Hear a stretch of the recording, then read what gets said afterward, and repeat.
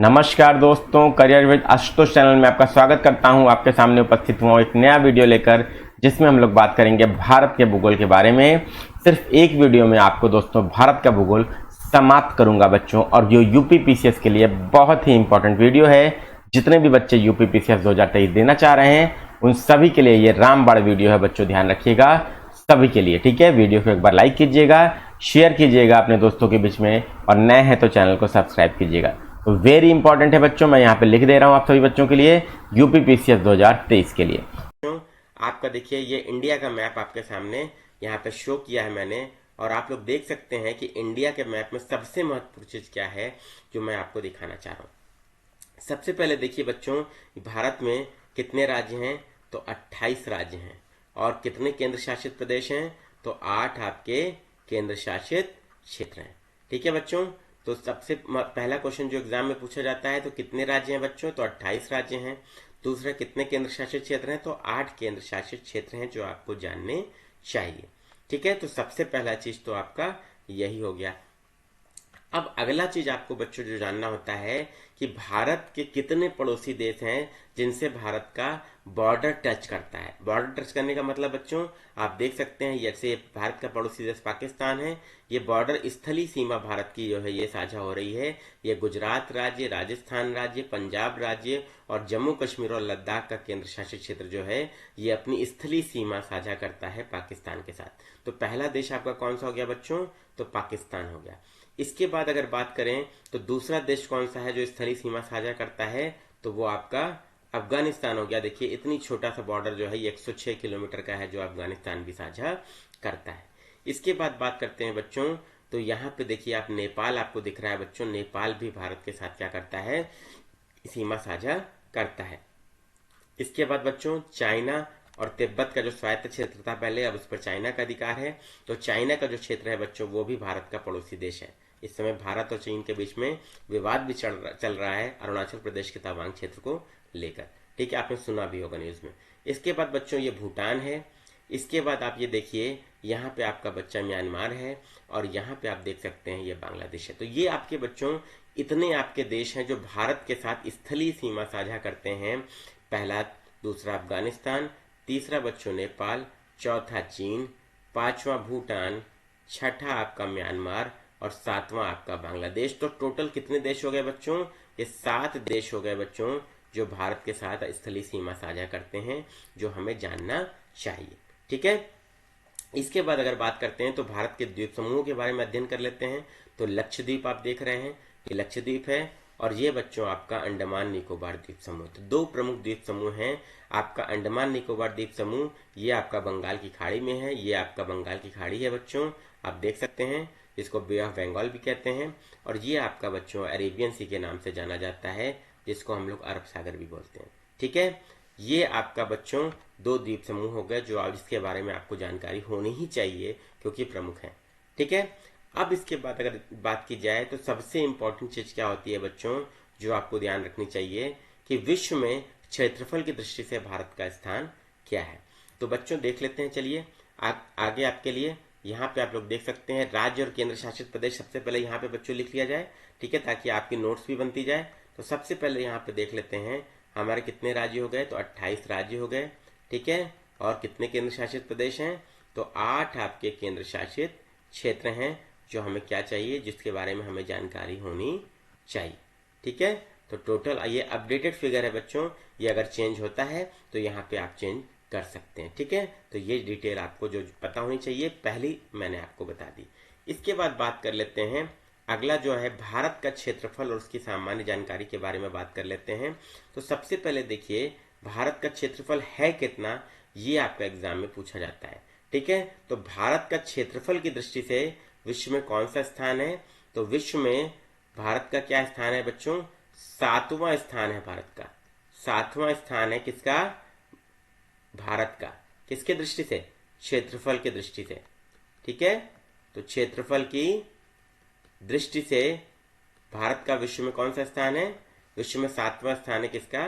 भारत का। ये याद कर लेना है बच्चों, ये बहुत इंपॉर्टेंट चीज है जो आपको जाननी चाहिए, ठीक है। अच्छा, अब 7वां स्थान है तो वो कौन कौन से 6 देश हैं जो भारत से ऊपर हैं? ये आपको पता होना चाहिए बच्चों।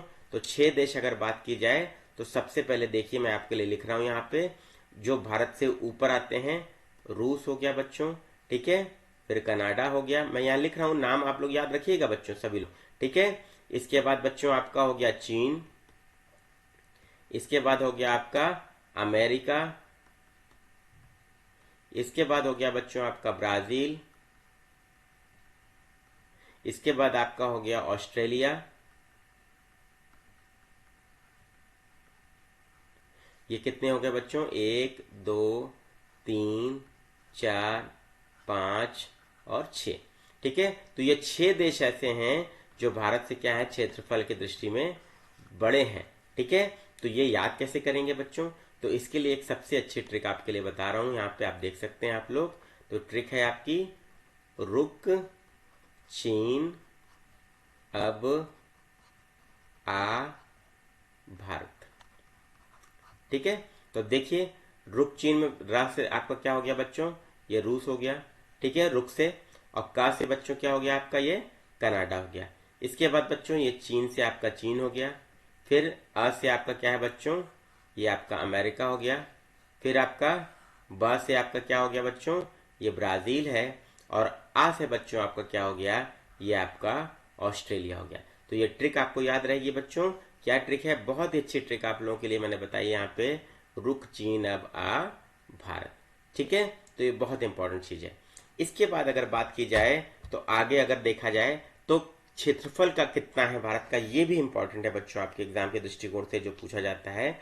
तो यहाँ पे मैं लिख रहा हूं, भारत का क्षेत्रफल कितना है, एक बार बच्चों ये भी एग्जाम में पूछा गया है, ठीक है। तो क्षेत्रफल अगर बात की जाए कितना है, तो 32,87,263 वर्ग किलोमीटर बच्चों जो है ये आपका भारत का क्षेत्रफल है, ठीक है, आपको याद रखना है। और परसेंटेज के दृष्टिकोण से देख लिया जाए तो विश्व का कितना प्रतिशत है, परसेंटेज मतलब विश्व का, मैं आपको दिखा रहा हूं बच्चों, परसेंटेज के माध्यम से भी आप देख सकते हैं, 2.42% है ये क्षेत्रफल, ठीक है बच्चों, क्लियर है। ये डेटा दोनों इंपॉर्टेंट है बच्चों, परसेंटेज भी आपका एग्जाम में पूछा जाता है और ये भी आपका एग्जाम में पूछा जाता है, तो याद रखिएगा, ठीक है। तो ये क्षेत्रफल हो गया। अब बात करते हैं बच्चों, ये आपका अगला पॉइंट जो आता है, उत्तर से दक्षिण विस्तार, उत्तर से दक्षिण विस्तार ये भी पूछा जाता है बच्चों, और आपका पूर्व से पश्चिम विस्तार ये भी पूछा जाता है, ये कितने किलोमीटर है, ठीक है। तो अगला चीज जो आपके लिए इंपॉर्टेंट है वो आपको जानना चाहिए। तो उत्तर से दक्षिण विस्तार बच्चों आपका कितना है, यहां आप देख सकते हैं, चलिए आपको मैं दिखा रहा हूं, ये मैप है बच्चों आपके सामने, पहले देख लेते हैं तब उसके बाद बात करेंगे आगे, ठीक है।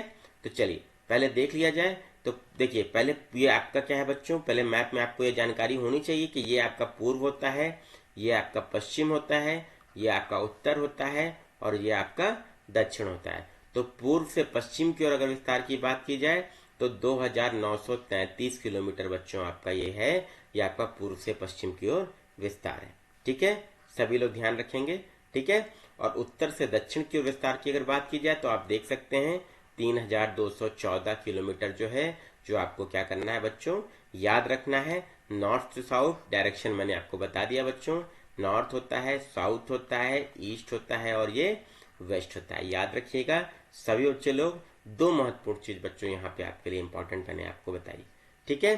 तो यहाँ पे चलिए मेंशन कर लेते हैं, क्या मेंशन करेंगे, तो यहाँ पे मेंशन करने के लिए हमारे लिए इंपॉर्टेंट क्या है, वो ये है, आप लोग देखिए सभी लोग, ठीक है, यहाँ मैं मेंशन कर रहा हूँ आपके लिए। उत्तर से दक्षिण की ओर विस्तार कितना है, 3,214 किलोमीटर है, और यहाँ पूर्व से पश्चिम की ओर विस्तार कितना है, 2,933 किलोमीटर, याद रखिएगा बच्चों, एग्जाम में पूछा जाता है, ठीक है। चलिए संपूर्ण अध्ययन बच्चों भारत के बारे में मैप से ही आप लोग को पता चल जाएगा। आज हम लोग परिचय कर रहे हैं, फिर अगले लेक्चर में हम लोग अगली सीरीज में हिमालयास करेंगे, जो आपको कल या परसों में वीडियो मिलेगी, ठीक है। इसके बाद बात कर लेते हैं, ठीक है, अगले मैप पे आते हैं। अब देखिए मैंने आपको बताया थे कि कुल कितने देश हैं जिनसे भारत की स्थलीय सीमा साझा होती है बच्चों। तो आपको क्या करना है, आपको जो है ये ध्यान रखना है, ये देखिए मैंने यहाँ पे बताई है। अब इम्पॉर्टेंट चीज क्या है बच्चों कि एग्जाम में क्या पूछा जाता है कि स्थलीय सीमा साझा करने वाले देश कितने हैं। तो मैंने आपको बताया बच्चों, यहाँ पे देखिए स्थलीय सीमा के देश कितने हैं बच्चों जो साझा करते हैं, स्थलीय सीमा साझा करने वाले, ठीक है, देश। ये कितने हैं बच्चों, ये आप देख सकते हैं, अभी लिखेंगे। सबसे पहले तो बच्चों देखिए ये पाकिस्तान है।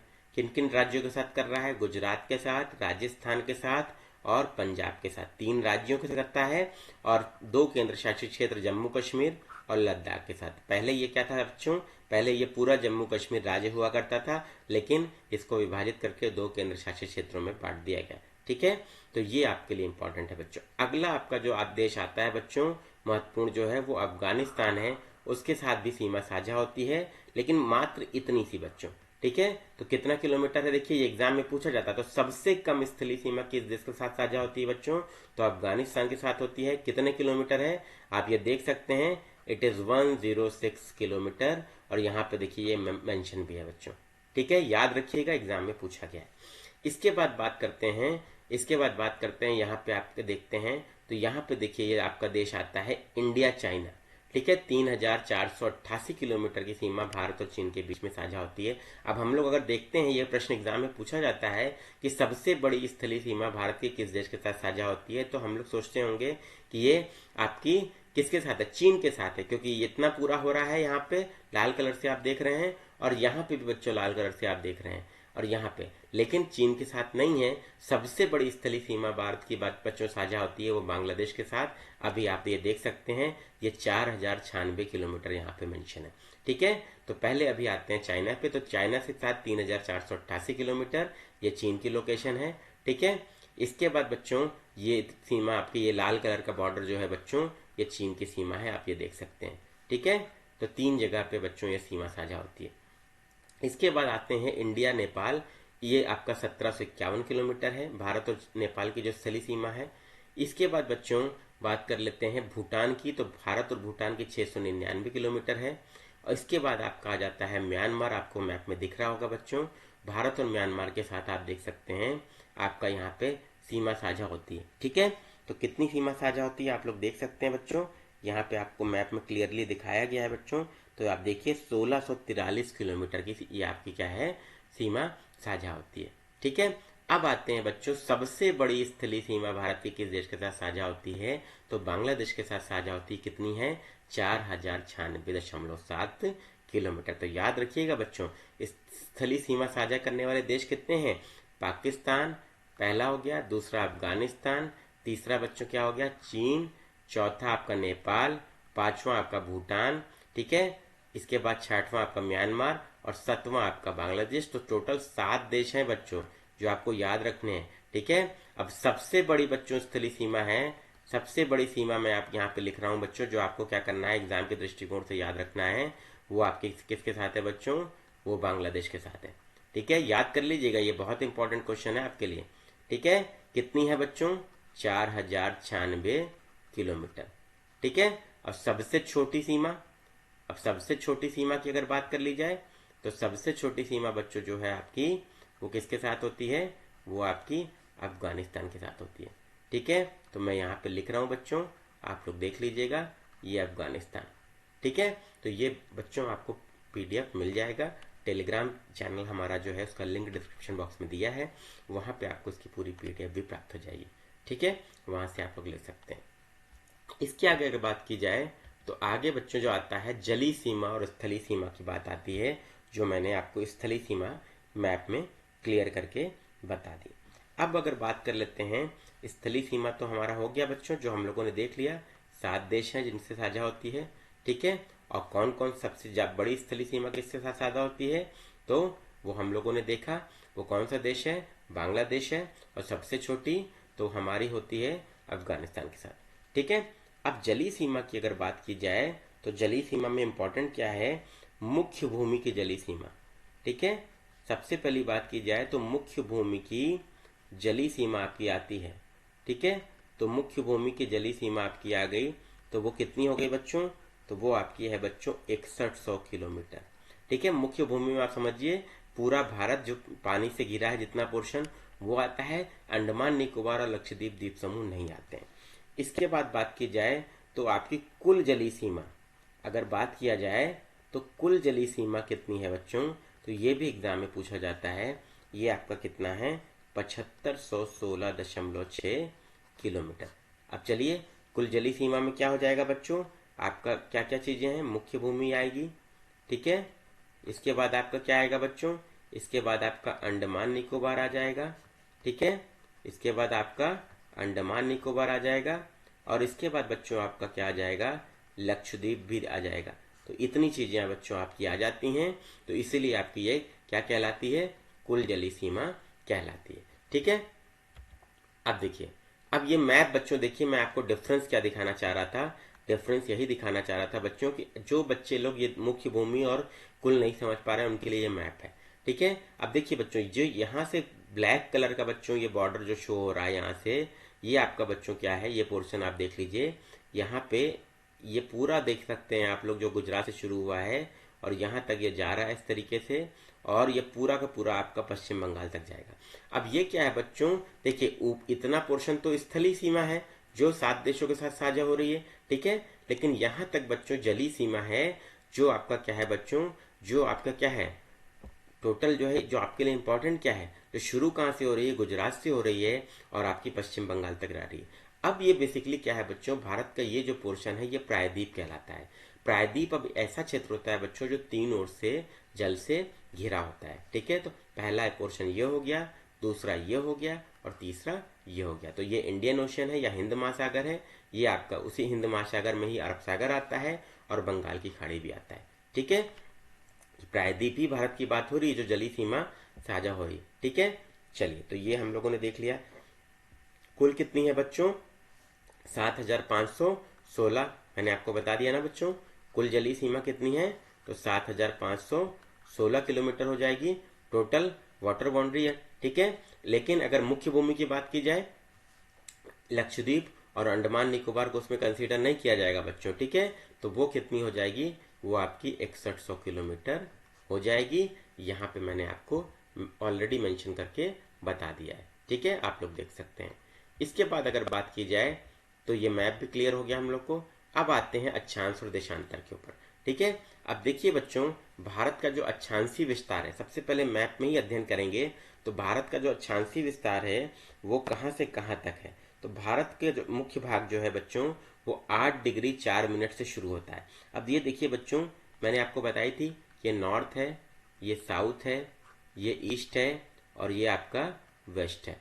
ठीक है, तो नॉर्थ से साउथ की अगर बात की जाए, या हम कह लें कि साउथ से नॉर्थ की बात की जाए, तो साउथ बच्चों आप देखिए ये 8 डिग्री क्या है बच्चों। अब सबसे पहले ये जान लीजिए कि जो ये क्षैतिज रेखाएं हैं ये आपकी अक्षांश हैं, और ये बच्चों क्या है, ये लंबोत रेखाएं जो है ये देशांतर कहलाती हैं। ठीक है, तो ये ध्यान रखिए, बाकी आगे अक्षांश देशांतर क्लियरली मैं बताऊंगा आपको अगले वीडियो में। ठीक है, चलिए, अब जब ये शुरू कहाँ से होता है, भारत की लोकेशन जो है वो भारत पूर्णतः जो है उत्तरी गोलार्ध में है। अब कैसे बच्चों समझ लीजिए, मैं बता दे रहा हूँ यहाँ पे थोड़ा सा। ये देखिए बच्चों, ये आपका ग्लोब है, ये आपका क्या हो गया, ये आपका ईस्ट, ये वेस्ट, ये नॉर्थ और ये साउथ। ठीक है, ये नॉर्थ पोल साउथ पोल। अब ये क्या है बच्चों, ये 0 डिग्री लैटिट्यूड है, ये 0 डिग्री बच्चों अक्षांश रेखा होती है। ठीक है, और ये क्या है बच्चों, विषुवत रेखा के नाम से भी जानी जाती है।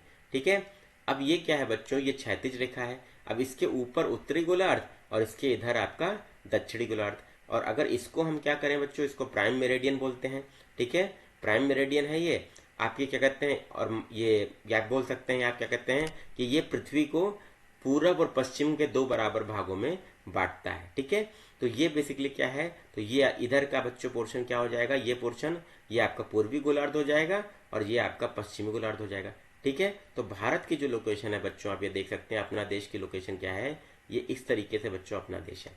ठीक है, तो भारत जो है आपका, ये आपका उत्तरी और पूर्वी आप देख सकते हैं कहाँ पर है बच्चों, तो नॉर्थ भी है और ईस्ट भी है, तो उत्तरी पूर्वी गोलार्ध में है। तो दक्षिणी कभी आता ही नहीं है और पश्चिम कभी नहीं आता। ठीक है, तो आप हमेशा याद रखिएगा, मुख्य भूमि शुरू होगी तो किससे स्टार्ट होगी, आप देखिए ये 8 डिग्री नॉर्थ से स्टार्ट हो रही है, जबकि क्या है, ये दक्षिणी बिंदु है। ठीक है, 8 डिग्री 8 डिग्री उत्तर से स्टार्ट हो रहा है और कहाँ तक जा रहा है बच्चों, ये देखिए सबसे जो हाईएस्ट पॉइंट है ये क्या है बच्चों, ये आपका ये 36 डिग्री नॉर्थ है। ये हाईएस्ट पॉइंट बच्चों जो है ये आपका आप कह सकते हैं ये आपका कौन सा पॉइंट है, ये आपका 37 डिग्री, मैं यहाँ लिख रहा हूँ बच्चों आप लोगों के लिए 6 मिनट नॉर्थ। ये आपका क्या है, ये आपका सबसे उत्तरी बिंदु है। ठीक है, क्लियर है, तो ये आपके लिए इंपॉर्टेंट है। ये उत्तर से दक्षिण की ओर विस्तार मैंने आपको बता दिया। ठीक है, ये भी एग्जाम में पूछा जाता है, ध्यान रखिएगा। ठीक है, लोकेशन भारत की पूर्णतः जो है उत्तरी गोलार्ध में है और पूर्णतः पूर्वी गोलार्ध में। क्लियर है, दक्षिण और पश्चिम नहीं है, याद रखिएगा। इसके बाद अगर बात कर लेते हैं हम लोग पूरब से पश्चिम की ओर बात कर लें, तो पूरब में बच्चों आप देखिए यहाँ पे या 68 डिग्री 7 मिनट। ठीक है, तो यहाँ पे देखिए बच्चों ये 68 डिग्री आपका पूर्वी देशांतर है। पूर्वी क्यों पश्चिमी क्यों नहीं, क्लियर है ना बच्चों।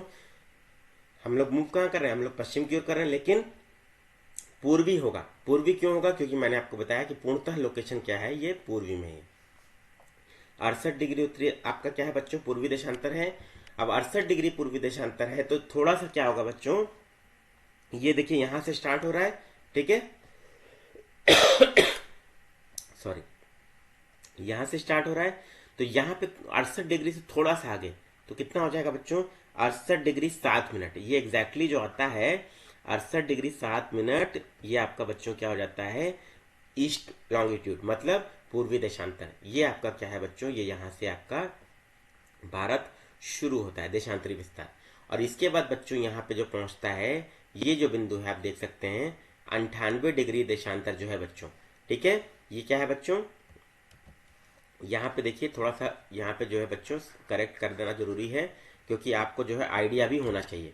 ठीक है, और यहाँ पे क्या है बच्चों, यहाँ पर शुरू जो हो रहा है आपका ये 68 डिग्री से शुरू हुआ बच्चों 7 मिनट से लेकर यहाँ पे 98 डिग्री देशांतर देखिए ये है, लेकिन ये आगे चला जाएगा। तो 98 डिग्री से बच्चों क्या हो जाएगा आपका थोड़ा सा कम, तो कितना है 97 डिग्री 25 मिनट ईस्टर्न लॉन्गिट्यूड। अब आप लोग बोल रहे होंगे सर पश्चिम है ही नहीं और दक्षिण है ही नहीं, तो उसका कारण मैंने आपको बता दिया, क्योंकि भारत पूर्णतः क्या है बच्चों, उत्तरी और पूर्वी गोलार्ध में है। ठीक है बच्चों, समझ में आ गया होगा। ठीक है, बहुत इंपॉर्टेंट है, आपके एग्जाम में क्वेश्चन पूछा जाता है। ठीक है, अब आगे अगर बात की जाए बच्चों, तो आगे अगर बात की जाए तो मानक समय रेखा की, मानक समय रेखा बच्चों बहुत इंपॉर्टेंट है। ठीक है, तो देखते हैं मानक समय रेखा क्या है। मानक समय रेखा की बात की जाए तो मैप देखिए मैंने आपके लिए वही शो किया है। क्यों मैप शो करने का कारण है, क्योंकि आपको मानक समय रेखा बतानी है। तो मानक समय रेखा है क्या बच्चों, ये भारत के लगभग बीच से पास होती है। अब देखिए ये आपका जो सबसे पूर्वी इलाका है 6 बिंदु है और सबसे पश्चिमी बिंदु है बच्चों ये 68 डिग्री 7 मिनट 97 डिग्री 25 मिनट, यह मैंने आपको पहले ही बताया था बच्चों। ठीक है, अभी पिछली ही स्लाइड में। इसमें क्या है बच्चों, ये आपका क्या है, ये जो मानक समय रेखा है ये लगभग एकदम 20 से जो है डिसाइड की गई है कि ज्यादा समय अंतराल जो है डेविएशन ना रहे उसमें। क्योंकि बच्चों क्या है, भारत के उत्तर पूर्वी जो भारत है उसमें जो समय का अंतर है और जो सबसे पश्चिमी भारत है उसके बीच के समय का अंतर है वो लगभग 2 घंटा या पौने 2 घंटे का बीच का समय का अंतर है। तो भारत सरकार ने क्या डिसाइड किया, वैज्ञानिकों ने क्या डिसाइड किया कि अगर हम मानक समय रेखा को लगभग एकदम 20 से गुजारते हैं तो हमें 2 टाइम जोन नहीं बांटने पड़ेंगे, हमें 2 टाइम जोन नहीं बांटने पड़ेंगे। हमारा जो एक ही मानक रेखा होगी और वही पूरे भारत का समय भी माना जाएगा। जो कहां से पास होती है बच्चों, ये आपका पास होती है नैनी से। ठीक है, अब नैनी से पास होती है बच्चों।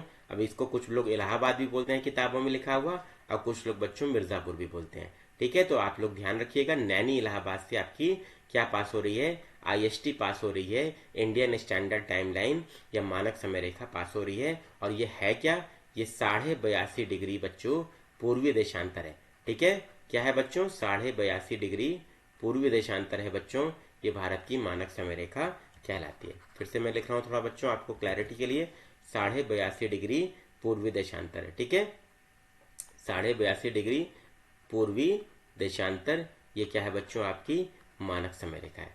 ठीक है बच्चों, तो क्लियर हो गया होगा आपका। अब अगला प्रश्न बच्चों ये आता है कि मानक समय रेखा किन किन राज्यों से होकर गुजरती है। ठीक है, तो मानक समय रेखा किन किन राज्यों से होकर गुजरती है, तो ये भी देख लेते हैं बच्चों। ठीक है, तो देखिए मानक समय रेखा राज्य देख लेते हैं किन राज्यों से होकर गुजरती है। ठीक है, तो किन राज्यों से गुजरती है, ये भी क्वेश्चन बच्चों एग्जाम में पूछा गया है। ठीक है, तो किन राज्यों से होकर गुजरती है, तो इसका आंसर बच्चों अगर बोला जाए तो क्या है, तो 5 राज्य हैं। ठीक है, अब मानक समय रेखा है क्या, तो मैंने आपको पहले ही बता दिया, 82.5 डिग्री पूर्वी देशांतर। ठीक है, तो 5 राज्य कौन कौन से हैं, तो उसको कैसे याद करेंगे, इसके लिए एक देखिए फिर से मैं आपको यहाँ पर ट्रिक बता दे रहा हूँ। ठीक है, वो ट्रिक क्या है, MOUCA। ठीक है, मौका याद रखिएगा बच्चों। अब M से क्या है बच्चों, मैं आपको बता दे रहा हूँ। ठीक है, M से बच्चों आपका MP हो गया, मध्य प्रदेश। O से बच्चों क्या हो गया, उड़ीसा हो गया। ठीक है, U से बच्चों क्या हो गया, UP हो गया। ठीक है, इसके बाद बच्चों C से क्या हो गया, छत्तीसगढ़ हो गया, और A से क्या हो गया बच्चों, आंध्र प्रदेश हो गया। तो क्लियर है बच्चों, आप लोग मैप देखेंगे तो आपको दिखेगा भी कि ये मौका राज्य जो हैं इनसे आपकी मानक समय रेखा गुजरती है, और ये भी एग्जाम में प्रश्न पूछा गया है। ठीक है, चलिए इसके बाद बच्चों अगला जो आपके लिए कर्क रेखा आता है बच्चों, कि कर्क रेखा किन किन राज्यों से होकर गुजरती है। ठीक है, तो टोटल अगर स्टेट की बात की जाए तो आपके कर्क रेखा से गुजरने वाले राज्य कितने हैं बच्चों, तो 8 हैं। ठीक है, अब कर्क रेखा से गुजरने वाले राज्य कितने हैं बच्चों, तो आंसर आपका क्या है कि 8 राज्यों से होकर कर्क रेखा गुजरती है। अब वो राज्य कौन कौन से हैं और उनको याद करने की ट्रिक क्या है, ये भी मैं आपको बताऊंगा। ठीक है, तो चलिए पहले देख लेते हैं किन किन राज्यों से होकर गुजर रही है। तो सबसे पहले बच्चों आप लोग देखिए, यहाँ मैप मैंने आपके सामने शो किया है, ये गुजरात है, पहला गुजरात हो गया, दूसरा राजस्थान हो गया। ठीक है, अब कर्क रेखा क्या है बच्चों, कर्क रेखा आपकी 23.5 डिग्री नॉर्थ होती है। अब ये 23.5 डिग्री नॉर्थ क्या है बच्चों, विषुवत रेखा के जस्ट ऊपर।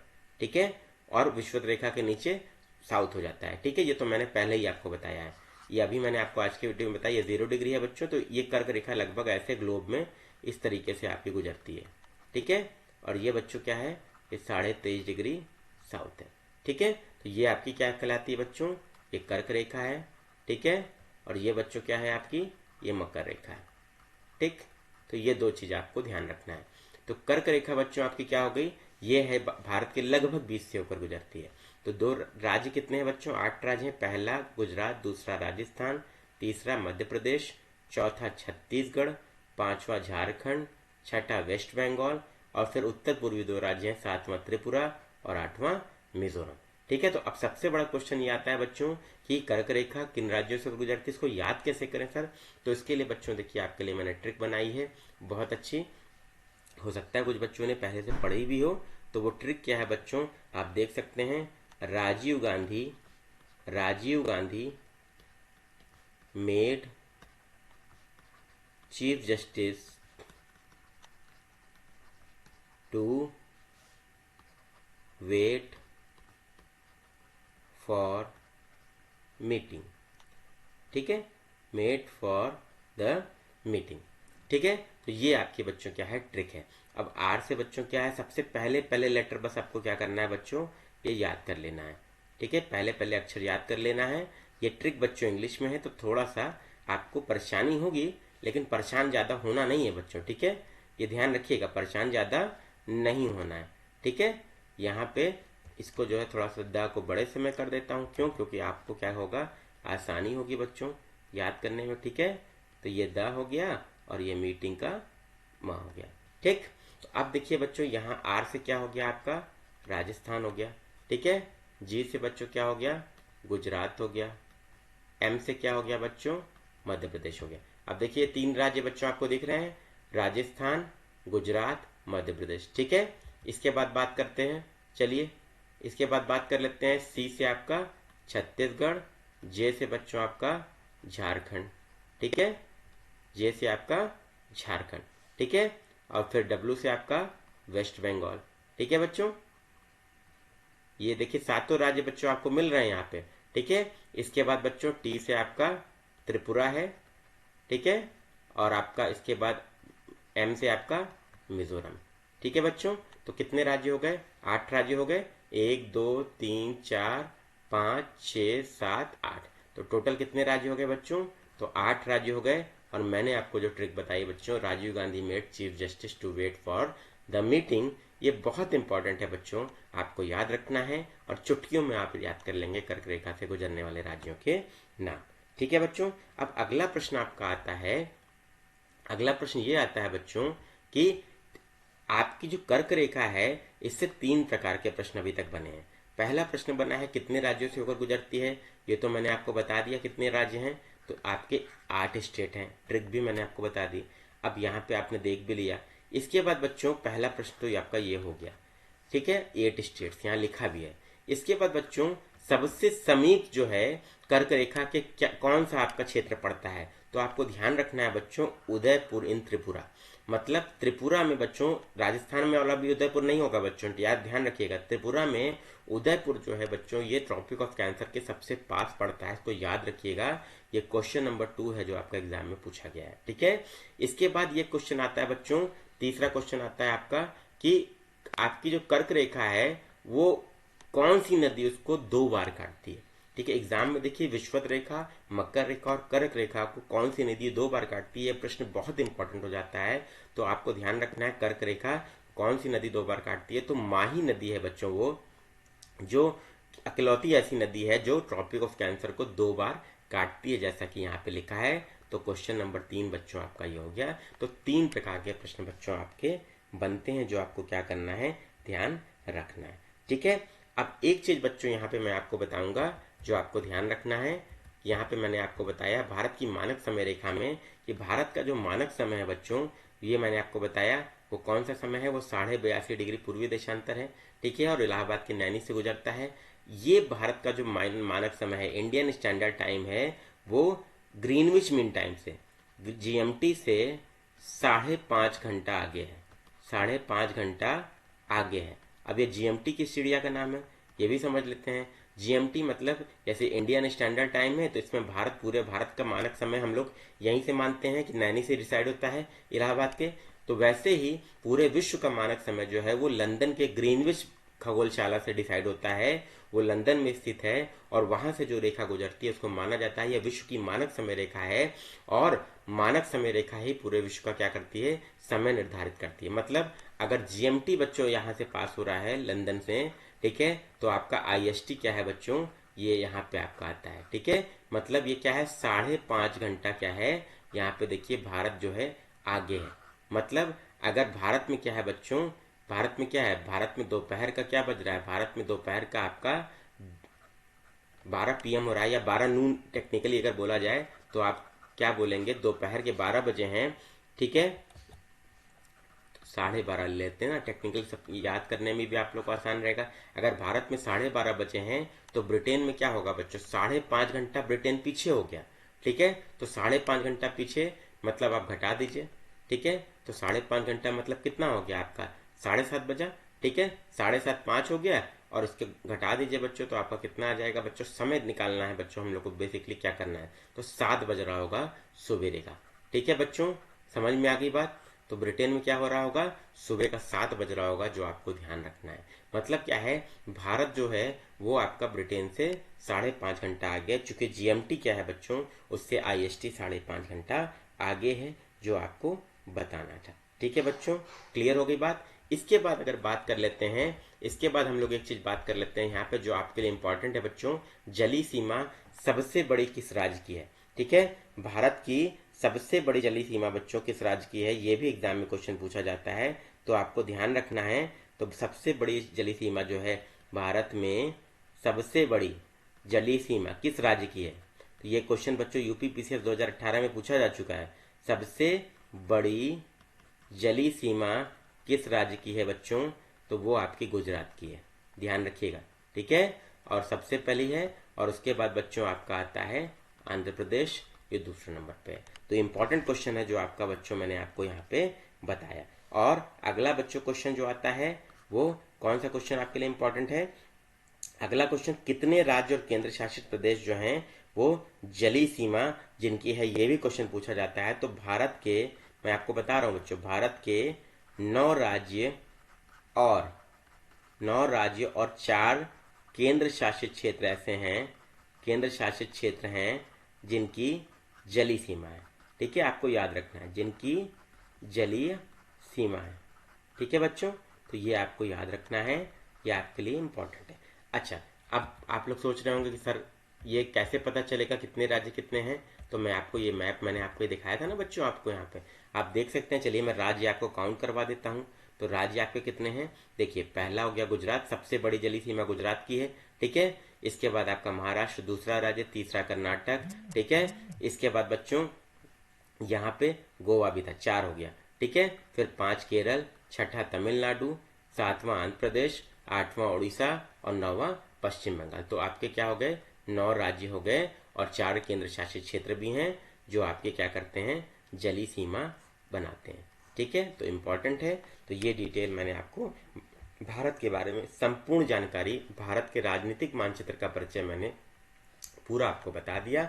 तो दोस्तों हम लोगों ने सभी चीज जो भारत के बारे में, पॉलिटिकल मैप के बारे में जाननी चाहिए देख लिया। जो प्रश्न एग्जाम के लिए इंपॉर्टेंट थे वो भी हम लोगों ने देख लिया। इसके पीडीएफ के लिए बच्चों टेलीग्राम चैनल का लिंक डिस्क्रिप्शन बॉक्स में है, आप लोग वहां पे चैनल को ज्वाइन कर सकते हैं, वहां पे इसकी पीडीएफ भी दे दी जाएगी, ठीक है। तो अब हम लोग अगला वीडियो जो करेंगे बच्चों, उसमें हम लोग पर्वत के बारे में अध्ययन करेंगे, भारत के महत्वपूर्ण पर्वत जिसमें हिमालय हमारा प्रमुख आता है, ठीक है। तो लाइक कीजिए वीडियो को, शेयर कीजिए मैक्सिमम बच्चों तक, बहुत बेनिफिशियल। और किसी भी परीक्षा के लिए बच्चों, यूपीएससी के लिए, यूपीपीसीएस के लिए, एक दिवसीय परीक्षाओं के लिए, चाहे जितने भी छोटे स्तर का एग्जाम उसके लिए ये बहुत इंपॉर्टेंट सीरीज है। इसको डेली फॉलो करिए, डेली आपको बच्चों ये वीडियो मिलेगी, ठीक है। तो समय आपका रात में 9 बजे 10 बजे के आसपास रहेगा, आप लोग जरूर इसको देखिए समय निकाल के, बहुत उपयोगी सेशन है। तो कैसा आपको वीडियो लगा कमेंट बॉक्स में कमेंट करके बताइएगा बच्चों, और ऐसे ही वीडियोस आपको आगे भी चाहिए तो वो भी बताइएगा। तो please like share and subscribe the channel. सबसे पहला जो सबसे महत्वपूर्ण टॉपिक है बच्चों हमें जो पढ़ना चाहिए वो है हिमालय पर्वत। तो हिमालय पर्वत बच्चों युवा वलित पर्वत है। कैसा पर्वत है बच्चों, युवा और वलित, ये ध्यान रखना है बच्चों। ये एग्जाम में पूछा जाता है कि हिमालय पर्वत कैसा पर्वत है, तो युवा वलित पर्वत है। पहला क्वेश्चन तो यही आपको मिल गया। इसके बाद बच्चों बढ़ते हैं, ये फिजिकल मैप ऑफ इंडिया के बारे में हम लोग अध्ययन करेंगे और इसमें देखेंगे हिमालय आपका क्या है। तो सबसे पहले बच्चों देख लेते हैं, यहाँ पर आपको 3 ये रेंजेस दिख रही हैं, 1, 2 और 3। तो सबसे ऊपर वाली बच्चों आपकी काराकोरम है, ये लद्दाख है और ये आपकी जास्कर रेंज है, ठीक है। तो ये 3 पहाड़ियां जो आपकी हिस्सा है, ये किसका हिस्सा है, ये ट्रांस हिमालय का हिस्सा है। हिमालय के पार हैं तो पार हिमालय इसको कहते हैं, ध्यान रखिएगा, ठीक है। तीनों रेंजेस भी आपके लिए इंपॉर्टेंट है। अब ट्रांस हिमालय का पूर्व की ओर विस्तार होता है बच्चों, तो वो किस नाम से जाना जाता है, तो कैलाश पर्वत श्रेणी के नाम से जाना जाता है। और आपको बहुत महत्वपूर्ण डिटेल बता दूं, कैलाश पर्वत श्रेणी और मानसरोवर झील के पास से 3 सबसे प्रमुख नदियां निकलती हैं बच्चों। तो 3 सबसे प्रमुख नदियां कौन कौन सी हैं, सबसे पहले बच्चों आपको ये दिख रही होगी, पहली नदी ये आप देख सकते हैं, ये आपकी जो ऐसे जा रही है ये आपकी इंडस है या सिंधु नदी है। दूसरी सबसे महत्वपूर्ण नदी आपको ये दिख रही है बच्चों, ये आपकी सतलज नदी है। और तीसरी सबसे महत्वपूर्ण नदी आपको ये दिख रही है, ये आपकी सांगपो या ब्रह्मपुत्र नदी है।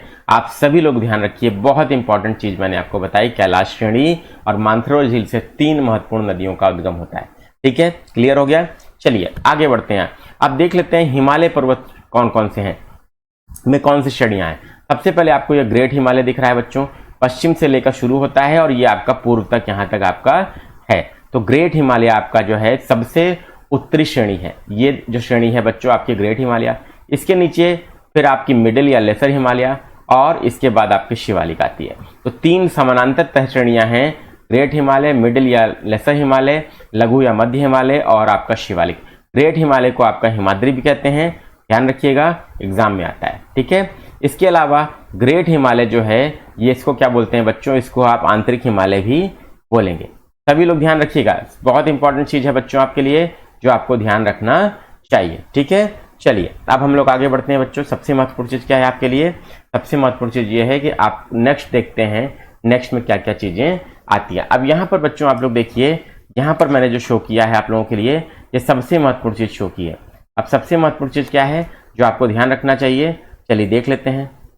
उसको थोड़ा क्लियरली मैंने यहाँ पे दिखाया आपके लिए। सबसे पहले बच्चों आपको ये रेंज दिख रही है, ये काराकोरम है, ठीक है। इसके बाद बच्चों ये बी है आपका लद्दाख है और सी आपका क्या है बच्चों, जास्कर रेंज है। अब ये तीनों रेंजेस जो है बच्चा ये आपका ट्रांस हिमालय का हिस्सा है, आप लोग देख सकते हैं। यहाँ पे मैंने आपके लिए रिवाइज करने के लिए एकदम पूरा क्लियर कट मैप दिया है बच्चों। इसके बाद ट्रांस हिमालय का पूर्व की ओर विस्तार मैंने आपको पहले ही बता दिया, कैलाश पर्वत श्रेणी, ठीक है। और यहाँ से 3 नदियां निकलती हैं, सिंधु, सतलज और ब्रह्मपुत्र, जो पिछली स्लाइड में मैंने आपको बताया। इसके बाद हिमालय में बात करें तो हिमालय की 3 प्रमुख श्रेणियां हैं। ये आपका है ग्रेट हिमालय, या इसको हम लोग क्या बोल देंगे, हिमाद्री भी बोलते हैं, आंतरिक हिमालय भी बोलते हैं, याद कर लीजिएगा एग्जाम में ये सब पूछा जाता है, ठीक है। इसके बाद बच्चों लेसर हिमालय या आपका लघु हिमालय या मध्य हिमालय कौन सी श्रेणी है, ये श्रेणी है बच्चों। ठीक है, तो इसको ध्यान रखना है आपको। लघु हिमालय हो गया, ठीक है, या मध्य हिमालय। इसके बाद ये आपकी जो श्रेणी है सबसे वाह्य श्रेणी है बच्चों, वाह्य सबसे वाह्य श्रृंखला है तो इसको शिवालिक कहते हैं और सबसे ज्यादा नवीन भी है बच्चों। ठीक है, तो आपका ये तीसरा श्रेणी जो हो गया वो क्या हो गया, वो आपका शिवालिक हो गया। और तीनों ही बहुत इंपॉर्टेंट है। अब देखिए, भारत की सबसे 10 प्रमुख या विश्व की 10 सबसे प्रमुख पर्वत श्रेणियां जो हैं, जो सबसे ऊंची हैं, वो आपकी ग्रेट हिमालयाज में आती हैं। ठीक है, तो चलिए बात करते हैं उनके बारे में। देखिए, सबसे पहले मैंने यहाँ पे क्या किया बच्चों, आपके लिए मैप शो किया है और ये आपको याद रखना है। माउंट एवरेस्ट एक यूपीपीसीएस में विशेष रूप से पूछता है बच्चों, कौन सी श्रेणी किस देश में है, और इसमें 2 मल्टीपल स्टेटमेंट वाले क्वेश्चन बनाता है। ध्यान रखिएगा, यूपीपीसीएस 2020 में भी 21 में दोनों में आया है बच्चों। माउंट एवरेस्ट कहाँ है आपको, नेपाल में है, 8,848 मीटर की ऊंचाई है, ये याद रखना है बच्चों। कंचनजंगा भारत में है, हिमालय की सबसे ऊंची चोटी है और 8,598 मीटर। अब अगर बोला जाए भारत की सबसे ऊंची चोटी कौन सी है, तो वो आपकी कौन सी है, वो K2 है, लेकिन वो हिमालय पर नहीं है। ध्यान रखिएगा बच्चों। ठीक है, भारत में हिमालय की सबसे ऊंची चोटी कंचनजंगा और हिमालय की सबसे ऊंची चोटी वो माउंट एवरेस्ट है। तीनों का क्वेश्चन का आंसर मिल गया। ठीक है, नोट कॉपी पेन लीजिए, नोट्स बनाते रहिए। मकालू, मकालू बच्चा आपका नेपाल में है, 8,481 मीटर। धौलागिरी आपका कहाँ है, नेपाल में है बच्चों, 8,172 मीटर। फिर आपका नंगा पर्वत जो है बच्चा, फिर नंगा पर्वत आप देख सकते हैं, ये आपका भारत में है बच्चों, 8,126 मीटर इसका क्या है बच्चों, ये आपका इसका ऊंचाई है। ठीक है, सभी बच्चों को क्लियर हो गया। चलिए अब आगे बढ़ते हैं। अन्नपूर्णा देख लेते हैं। अन्नपूर्णा ये भी नेपाल में है बच्चों, 8,078 मीटर की ऊंचाई है। नंदा देवी भारत में है, उत्तराखंड में, याद रखिएगा, इंपॉर्टेंट है, आता है एग्जाम में, 7,817 मीटर, ये ऊंचाई भी इसकी पूछी गई है बच्चों। भारत की श्रेणियों की ऊंचाई सबसे इंपॉर्टेंट है, याद कर लीजिएगा। कामेट है बच्चों, भारत में है, 7,756 मीटर। नामचा बरुआ, ये देखिए यूपीपीसीएस 2021 में आया था और बहुत सारे बच्चे कंफ्यूज हो गए थे, नामचा बरुआ भारत में है कि नहीं है, तो ये भारत में है, 7,756 मीटर। और गुरला मानदाता पूछ लिया था बच्चों, भारत में है कि नहीं है, तो नेपाल में है बच्चों, ध्यान रखिएगा, 7,728 मीटर। और ये वेरी वेरी इंपॉर्टेंट मैंने आपको बता दिया बच्चों, ये टॉप 10 चोटियां बच्चों आपको क्या करना है, भूलना नहीं है, इससे प्रश्न निश्चित रूप से आएगा। ठीक है, चलिए, तो 3 चीजें मैंने आपको बताई। भारत में हिमालय की सबसे ऊंची पर्वत चोटी कंचनजंगा है, भारत की सबसे ऊंची पर्वत चोटी K2 है जो आपके ट्रांस हिमालय पर स्थित है, और विश्व की सबसे ऊंची पर्वत चोटी जो हिमालय की है वो माउंट एवरेस्ट है। क्लियर हो गया होगा। चलिए आगे बढ़ते हैं। अब यहाँ पर बच्चों हिमालय जो है आपका, आप सभी लोगों ने देखा कि इस तरीके से पश्चिम से पूर्व की ओर ऐसे फैला हुआ है बच्चों। ठीक है, यहाँ तक। इसके बाद जब पश्चिम से पूर्व की ओर फैला है, यहाँ पर फिर बच्चों वो ऐसे क्या करता है, टर्न लेता है। आप लोग देख सकते हैं उत्तर से दक्षिण की ओर, उत्तर से दक्षिण की ओर ऐसे टर्न लेता है, आप देख सकते हैं। और यहाँ पे जब उत्तर से दक्षिण की ओर टर्न लेता है तो उसको क्या बोलते हैं हम लोग, ईस्टर्न हिमालयाज बोलते हैं। क्या बोलते हैं, पूर्वांचल हिमालय बोलते हैं। याद कर लीजिएगा, आप सभी लोग एग्जाम में पूछा जाता है पूर्वांचल हिमालय के अंतर्गत कौन कौन सी श्रेणियां आती हैं। तो आपको बता दूं, पटकाई बूम अरुणाचल प्रदेश में बच्चों। ठीक है, उसके बाद आपका नागालैंड में नागा हिल्स, ठीक है, फिर आसाम में बराइल रेंज, और फिर मिजोरम में मिजो हिल्स, और यहाँ पर बच्चों आपका मणिपुर में लैमाटोल की पहाड़ियां हैं बच्चों। ठीक है, मणिपुर में बच्चों आपका लैमाटोल की रेंजेस हैं, सबको ध्यान रखना है, बहुत इंपॉर्टेंट है। और एग्जाम में बच्चों बार बार क्वेश्चन इससे पूछा जाता है, ये पूर्वांचल हिमालय में कौन कौन सी आपकी रेंजेस हैं। तो क्लियर हो गया बच्चों, बता लेंगे सभी लोग। ठीक है, चलिए अब यहाँ पर एक महत्वपूर्ण चीज बच्चों आपको और दिख रही है, देख सकते हैं आप लोग यहाँ पे गारो हिल, खासी हिल और जयंतिया हिल। तो ये ध्यान रखिए बच्चों, भले ही ये भारत के उत्तर पूर्व में है, लेकिन ये पूर्वांचल हिमालय का हिस्सा नहीं है, हिमालय का हिस्सा नहीं है, ये आपका प्रायद्वीपीय पठार का हिस्सा है। किसका है बच्चों, प्रायद्वीपीय पठार का हिस्सा है, जिसको हम लोग शिलोंग पठार या मेघालय पठार भी कहते हैं। ध्यान रखिएगा, आपके लिए मैंने लिख दिया है, कॉपी पेन उठा के इसको नोट कर लीजिएगा बच्चों। ठीक है, फास्ट ट्रैक रिवीजन के लिए बहुत इंपॉर्टेंट है, मैप से आपके दिमाग में बस जाएगा, इसीलिए केवल मैप के माध्यम से ज्योग्राफी रिवाइज करा रहा हूँ आपको। इसके बाद बच्चों डाफला है, मीरी है, अबोर है और मिश्मी है, और ये पहाड़ियां बच्चों क्या हैं, ये आपका शिवालिक का हिस्सा है बच्चों। ध्यान रखिएगा, ये पहाड़ियां बच्चों क्या है आपकी, ये आपका शिवालिक पहाड़ियां का हिस्सा है, शिवालिक पर्वत का हिस्सा है। तो ध्यान रखिएगा, उत्तर पूर्व भारत में 3 प्रकार की बच्चों आपको क्या मिल रही हैं, श्रेणियां मिल रही हैं। कौन कौन सी, तो सबसे पहले आपने देखा यहाँ पे शिवालिक, फिर यहाँ पे आपने देखा पूर्वांचल हिमालय, और उसके बाद बच्चों आपने देखा यहाँ पे क्या देखा बच्चों आपने, यहाँ पर आपने देखा गारो, खासी और जयंतिया हिल, जो कि आपकी मेघालय के पठार का हिस्सा है। उम्मीद करता हूँ सबको क्लियर हो गया होगा। ठीक है बच्चों, चलिए आगे बढ़ते हैं। नेक्स्ट, अब यहाँ पर बच्चों ये मैप मैंने विशेष रूप से आपको इसलिए दिखाया क्योंकि गारो हिल्स, खासी हिल्स और जयंतिया हिल्स आपको पता होनी चाहिए बच्चों। ये आपके मेघालय राज्य में आती हैं, इस तरीके से आप देख सकते हैं, और प्रायद्वीपीय पठार का हिस्सा है। मालदा गैप द्वारा ये आपका पेनिनसुलर प्लेटू से या प्रायद्वीपीय पठार से अलग हुई है। ध्यान रखिएगा, एग्जाम में आता है क्वेश्चन। ठीक है बच्चों, चलिए अब देख सकते हैं आप, ये हिमालय आपका यहाँ तक आ रहा है बच्चों। फिर यहाँ से टर्न लिया तो मैंने आपको बताया पूर्वांचल हिमालय, ये डाफला, मीरी, अबोर, मिश्मी आपके शिवालिक का हिस्सा, और ये आपका प्रायद्वीपीय पठार का हिस्सा। आगे बढ़ते हैं बच्चों। ठीक है, बहुत इंपॉर्टेंट कंसेप्ट है। अब बच्चों यहाँ पर हम लोगों ने देखा उत्तर से दक्षिण हिमालय का विभाजन देख लिया, लेकिन अब नदियों के आधार पर भी विभाजन पूछता है, पश्चिम से पूर्व की ओर। ठीक है, तो पश्चिम से पूर्व की ओर विभाजन क्या होगा बच्चों, तो सबसे पहले सिंधु और सतलज नदियों के बीच में आपका पंजाब हिमालय। ठीक है, या इसको क्या बोलते हैं बच्चों, कश्मीर हिमालय के नाम से भी जानते हैं। इसके बाद सतलज और काली नदी के बीच में बच्चों आपका ये कुमायूं हिमालय या उत्तराखंड हिमालय बच्चों। ठीक है, फिर काली और तिस्ता नदी के बीच में ये आपका नेपाल हिमालय, और तिस्ता और ब्रह्मपुत्रा के बीच में बच्चों आपको क्या है, ये आसाम हिमालय या अरुणाचल हिमालय मिल रहा है। और ये विभाजन याद रखिएगा बच्चों, और ये दिया किसने बच्चों आपको बता दूं, तो सिडनी बुरार्ड नामक भूगर्भ शास्त्री थे, उन्होंने ये विभाजन आपको दिया। सबके लिए इंपॉर्टेंट है, सभी लोग ध्यान रखिएगा, और निश्चित रूप से इससे एग्जाम में प्रश्न बनता है, और 2022 में 2021 में प्रश्न आपका बना भी है बच्चों। ठीक है, चलिए आगे बढ़ते हैं। भारत के प्रमुख दर्रों की बात कर लेते हैं। तो भारत के प्रमुख दर्रों में आपका दो चीजें पूछी जाती हैं। पहली चीज, तो किन दो स्थानों को जोड़ता है दर्रा। ठीक है, ध्यान रखिएगा, किन दो स्थानों को जोड़ता है। ठीक है, और उसके बाद बच्चा किस राज्य में स्थित है। तो सभी लोग ध्यान रखिएगा, आपके लिए इंपॉर्टेंट है बहुत ज्यादा। चलिए, वीडियो पसंद आ रहा होगा तो लाइक शेयर कीजिएगा, और नए हैं तो सब्सक्राइब जरूर कीजिएगा चैनल को। अब यहाँ पर देखिए, प्रमुख दर्रों में मैं आपको दिखा दूं, ये जोजिला दर्रा, पीर पंजाल दर्रा और बनिहाल दर्रा, ये आपका बच्चों आपके प्रमुख दर्रे हैं। ठीक है, जम्मू कश्मीर रीजन के। इसके बाद बच्चों आपका रोहतांग दर्रा, जेलेपला और शिपकीला, ये हिमाचल प्रदेश के प्रमुख दर्रे हैं। इसके बाद बच्चों ये आपके इस बॉर्डर पे आप देख सकते हैं, ये पूरे के पूरे उत्तराखंड के दर्रे हैं बच्चों, जिसमें आपका मानला, नीतिला, ठीक है, और मांगशाधुरा और लिपुलेख आपका क्या है बच्चों, ये प्रमुख दर्रे हैं उत्तराखंड के। लिपुलेख दर्रे से कैलाश मानसरोवर यात्रा इस समय की जा रही है। ठीक है, इंपॉर्टेंट है, एग्जाम में आता है। इसके बाद बच्चों सिक्किम क्षेत्र है, दो प्रमुख दर्रे नाथुला और जेलेपला। इसके बाद बच्चों ये अरुणाचल प्रदेश में बुमला और आपका बोमडीला, और इसके बाद बच्चा चुंगला, दो दर्रे महत्वपूर्ण हो गए। ठीक है, इसके बाद आपका दीफू और पांगसाट दर्रा, ये आपका बच्चों क्या है, ये महत्वपूर्ण दर्रे हैं। और मणिपुर में आपका एक महत्वपूर्ण दर्रा आता है बच्चों, जो तुजु दर्रा होता है। तो ये प्रमुख दर्रे मैंने राज्य वाइज आपको रिवाइज करा दिए हैं बच्चों। इस राज्य में आप किन दो स्थान को जोड़ता है, इसके लिए मैंने आपके लिए डिटेल यहाँ पे दी है। चलिए देख लेते हैं बच्चों। सबसे पहले आप देख सकते हैं यहाँ पर बच्चों, ये डिटेल के फॉर्म में मैंने आपके लिए शो किया है।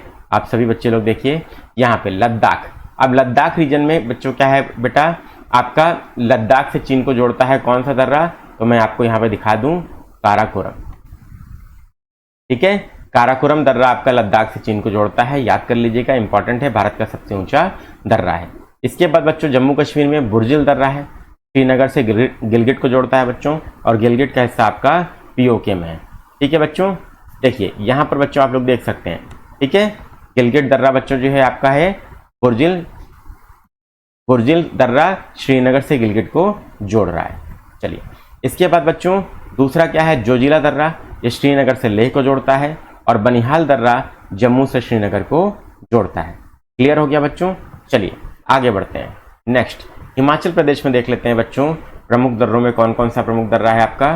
तो हिमाचल प्रदेश में बारालाचला हिमाचल प्रदेश से लद्दाख को जोड़ता है, चिपकीला दर्रा हिमाचल से तिब्बत को जोड़ता है, और रोहतांग दर्रा, तीन प्रमुख दर्रे हैं बच्चों।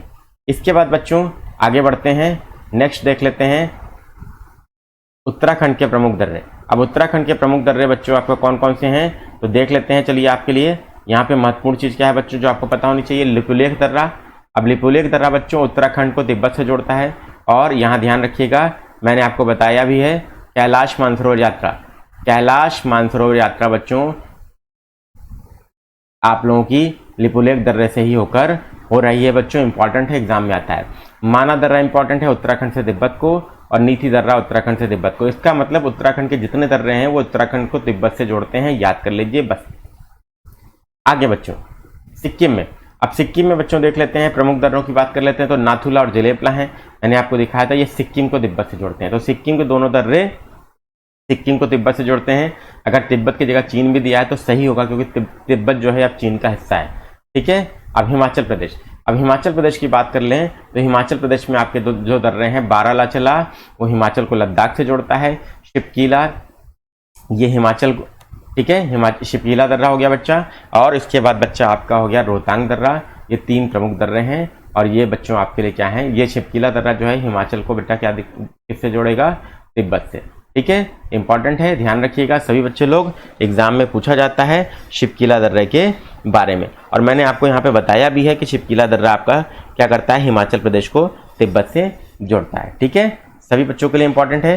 क्लियर हो गया बच्चों सबको, जल्दी से एक बार बता दीजिए, ठीक है। चलिए, तो काराकोरम दर्रा मैंने आपको बताया था, ये आपका क्या करता है बच्चों, भारत का सबसे ऊंचा दर्रा है।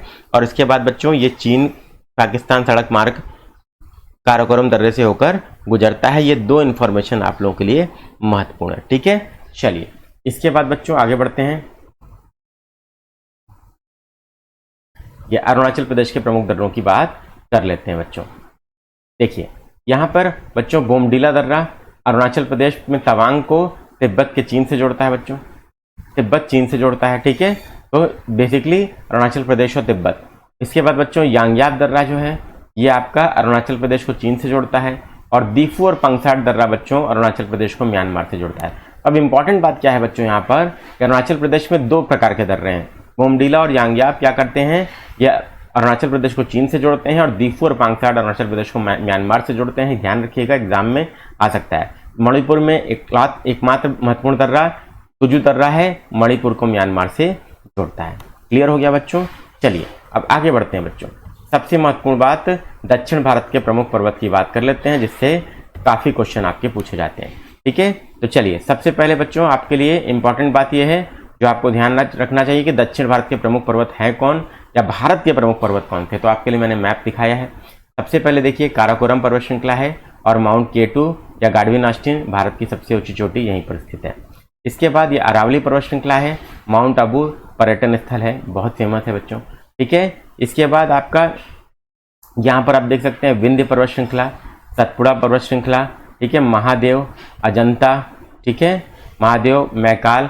ये पूछा जाता है बच्चों एग्जाम में कि पश्चिम से पूर्व की ओर व्यवस्थित करिए, तो आपको पता होना चाहिए अजंता, महादेव, मैकाल और कैमूर रेंज, ये आपका क्रम क्या है पश्चिम से पूर्व का, आप लोग ध्यान रखिएगा। इसके बाद बच्चों यहाँ पे बालाघाट की रेंज है, सतमाला की पहाड़ियाँ हैं। इसके बाद यहाँ पर देख लेते हैं, ये वेस्टर्न घाट्स हैं बच्चों, पश्चिमी घाट हैं, और ये आपके पूर्वी घाट हैं। ये दोनों घाट कहाँ पर मिलते हैं, एग्जाम में बार बार पूछा जाता है। ये आपका नीलगिरी की पहाड़ियाँ हैं, और इसकी सर्वोच्च चोटी दोद्दा बेटा है, जो दक्षिण भारत की दूसरी सबसे ऊंची चोटी है, याद कर लीजिएगा, इंपॉर्टेंट है। तो दक्षिण भारत की सबसे ऊंची चोटी कौन सी है, तो ये अनाईमुदी है, ध्यान रखिएगा, दक्षिण भारत की सबसे ऊंची चोटी, और ये दूसरी सबसे ऊंची चोटी दोद्दा बेटा। क्लियर हो गया बच्चों। इसके बाद यहाँ पर बच्चों देख लेते हैं पटकाई रेंज है बच्चों, जो मैंने आपको बता दिया, ठीक है, पूर्वांचल हिमालय का हिस्सा है बच्चों, ठीक है। ये डाफला हिल, ठीक है, ये आपकी शिवालिक का हिस्सा है, ठीक है। तो ये सब हम लोगों ने अभी कवर कर लिया है पर्वत में, ठीक है। चलिए अब आगे बढ़ते हैं, नेक्स्ट हम लोग पठार में देख लेते हैं इंपॉर्टेंट चीज। अब इंपॉर्टेंट चीज क्या है बच्चों आपके लिए, इंपॉर्टेंट चीज ये है कि प्रमुख पठार कौन कौन से हैं, देख लेते हैं। चलिए सबसे पहले आप देखिए बच्चों, यहाँ पर ये जो पठार है ये आपका मालवा का प्लेटू है, ठीक है। इसके बाद ये मारवाड़ का प्लेटू है, ये अरावली पर्वत श्रृंखला है, ये विंध्य पर्वत श्रृंखला है। तो एग्जाम में ये क्वेश्चन पूछा जाता है कि आपका जो मालवा का प्लेटू है वो किन किन पठारों या श्रृंखलाओं से घिरा है, तो आपको बताना पड़ेगा। विंध्य पर्वत श्रृंखला इधर है, इधर अरावली है, और ऊपर क्या है बच्चों आपका बुंदेलखंड का पठार है, ठीक है। तो ये पठार जो है आपका क्या है, ये बुंदेलखंड का है। ये पठार आपका बघेलखंड का पठार है। इसके बाद ये आपका छोटा नागपुर का पठार है, जो खनिज संसाधन की दृष्टि से बहुत प्रसिद्ध है बच्चों, सबसे ज़्यादा खनिज संसाधन यहीं पर पाए जाते हैं। ये शिलांग पठार है, जो मैंने आपको बताया था, ये प्रायद्वीपी पठार से कैसे अलग हुआ, मालदा गैप के द्वारा, ठीक है बच्चों, याद कर लीजिएगा, एग्जाम में आता है क्वेश्चन, मालदा गैप के द्वारा अलग हुआ। इसके बाद ये यहाँ पर बच्चों देख लेते हैं, ये नर्मदा रिवर है, ठीक है, इंपॉर्टेंट है, जो नर्मदा नदी और विंध्याचल पर्वत श्रेणी उत्तर भारत और दक्षिण भारत को लगभग बराबर भागों में, 2 बराबर हिस्सों में भारत को बांटती हैं। ठीक है, ये वेस्टर्न घाट्स है, ये डेक्कन ट्रैप है। ठीक है, कृष्णा नदी, गोदावरी नदी और ये प्रमुख नदियां भी आपको यहाँ पर दी हैं। ये कर्नाटक प्लेटू हो गया। तो प्रमुख पठार मैंने आपको बता दिए। सबसे इंपॉर्टेंट क्या है बच्चों, छोटा नागपुर। इसके बाद बच्चों आपका दंडकारण्य प्लेटू आपको दिख रहा है बच्चों, और तेलंगाना प्लेटू। ठीक है, शिलोंग पठार से क्वेश्चन आता है, छोटा नागपुर से क्वेश्चन आता है, और मालवा मारवाड़ प्लेटू से क्वेश्चन आता है। ठीक है, क्लियर हो गया। चलिए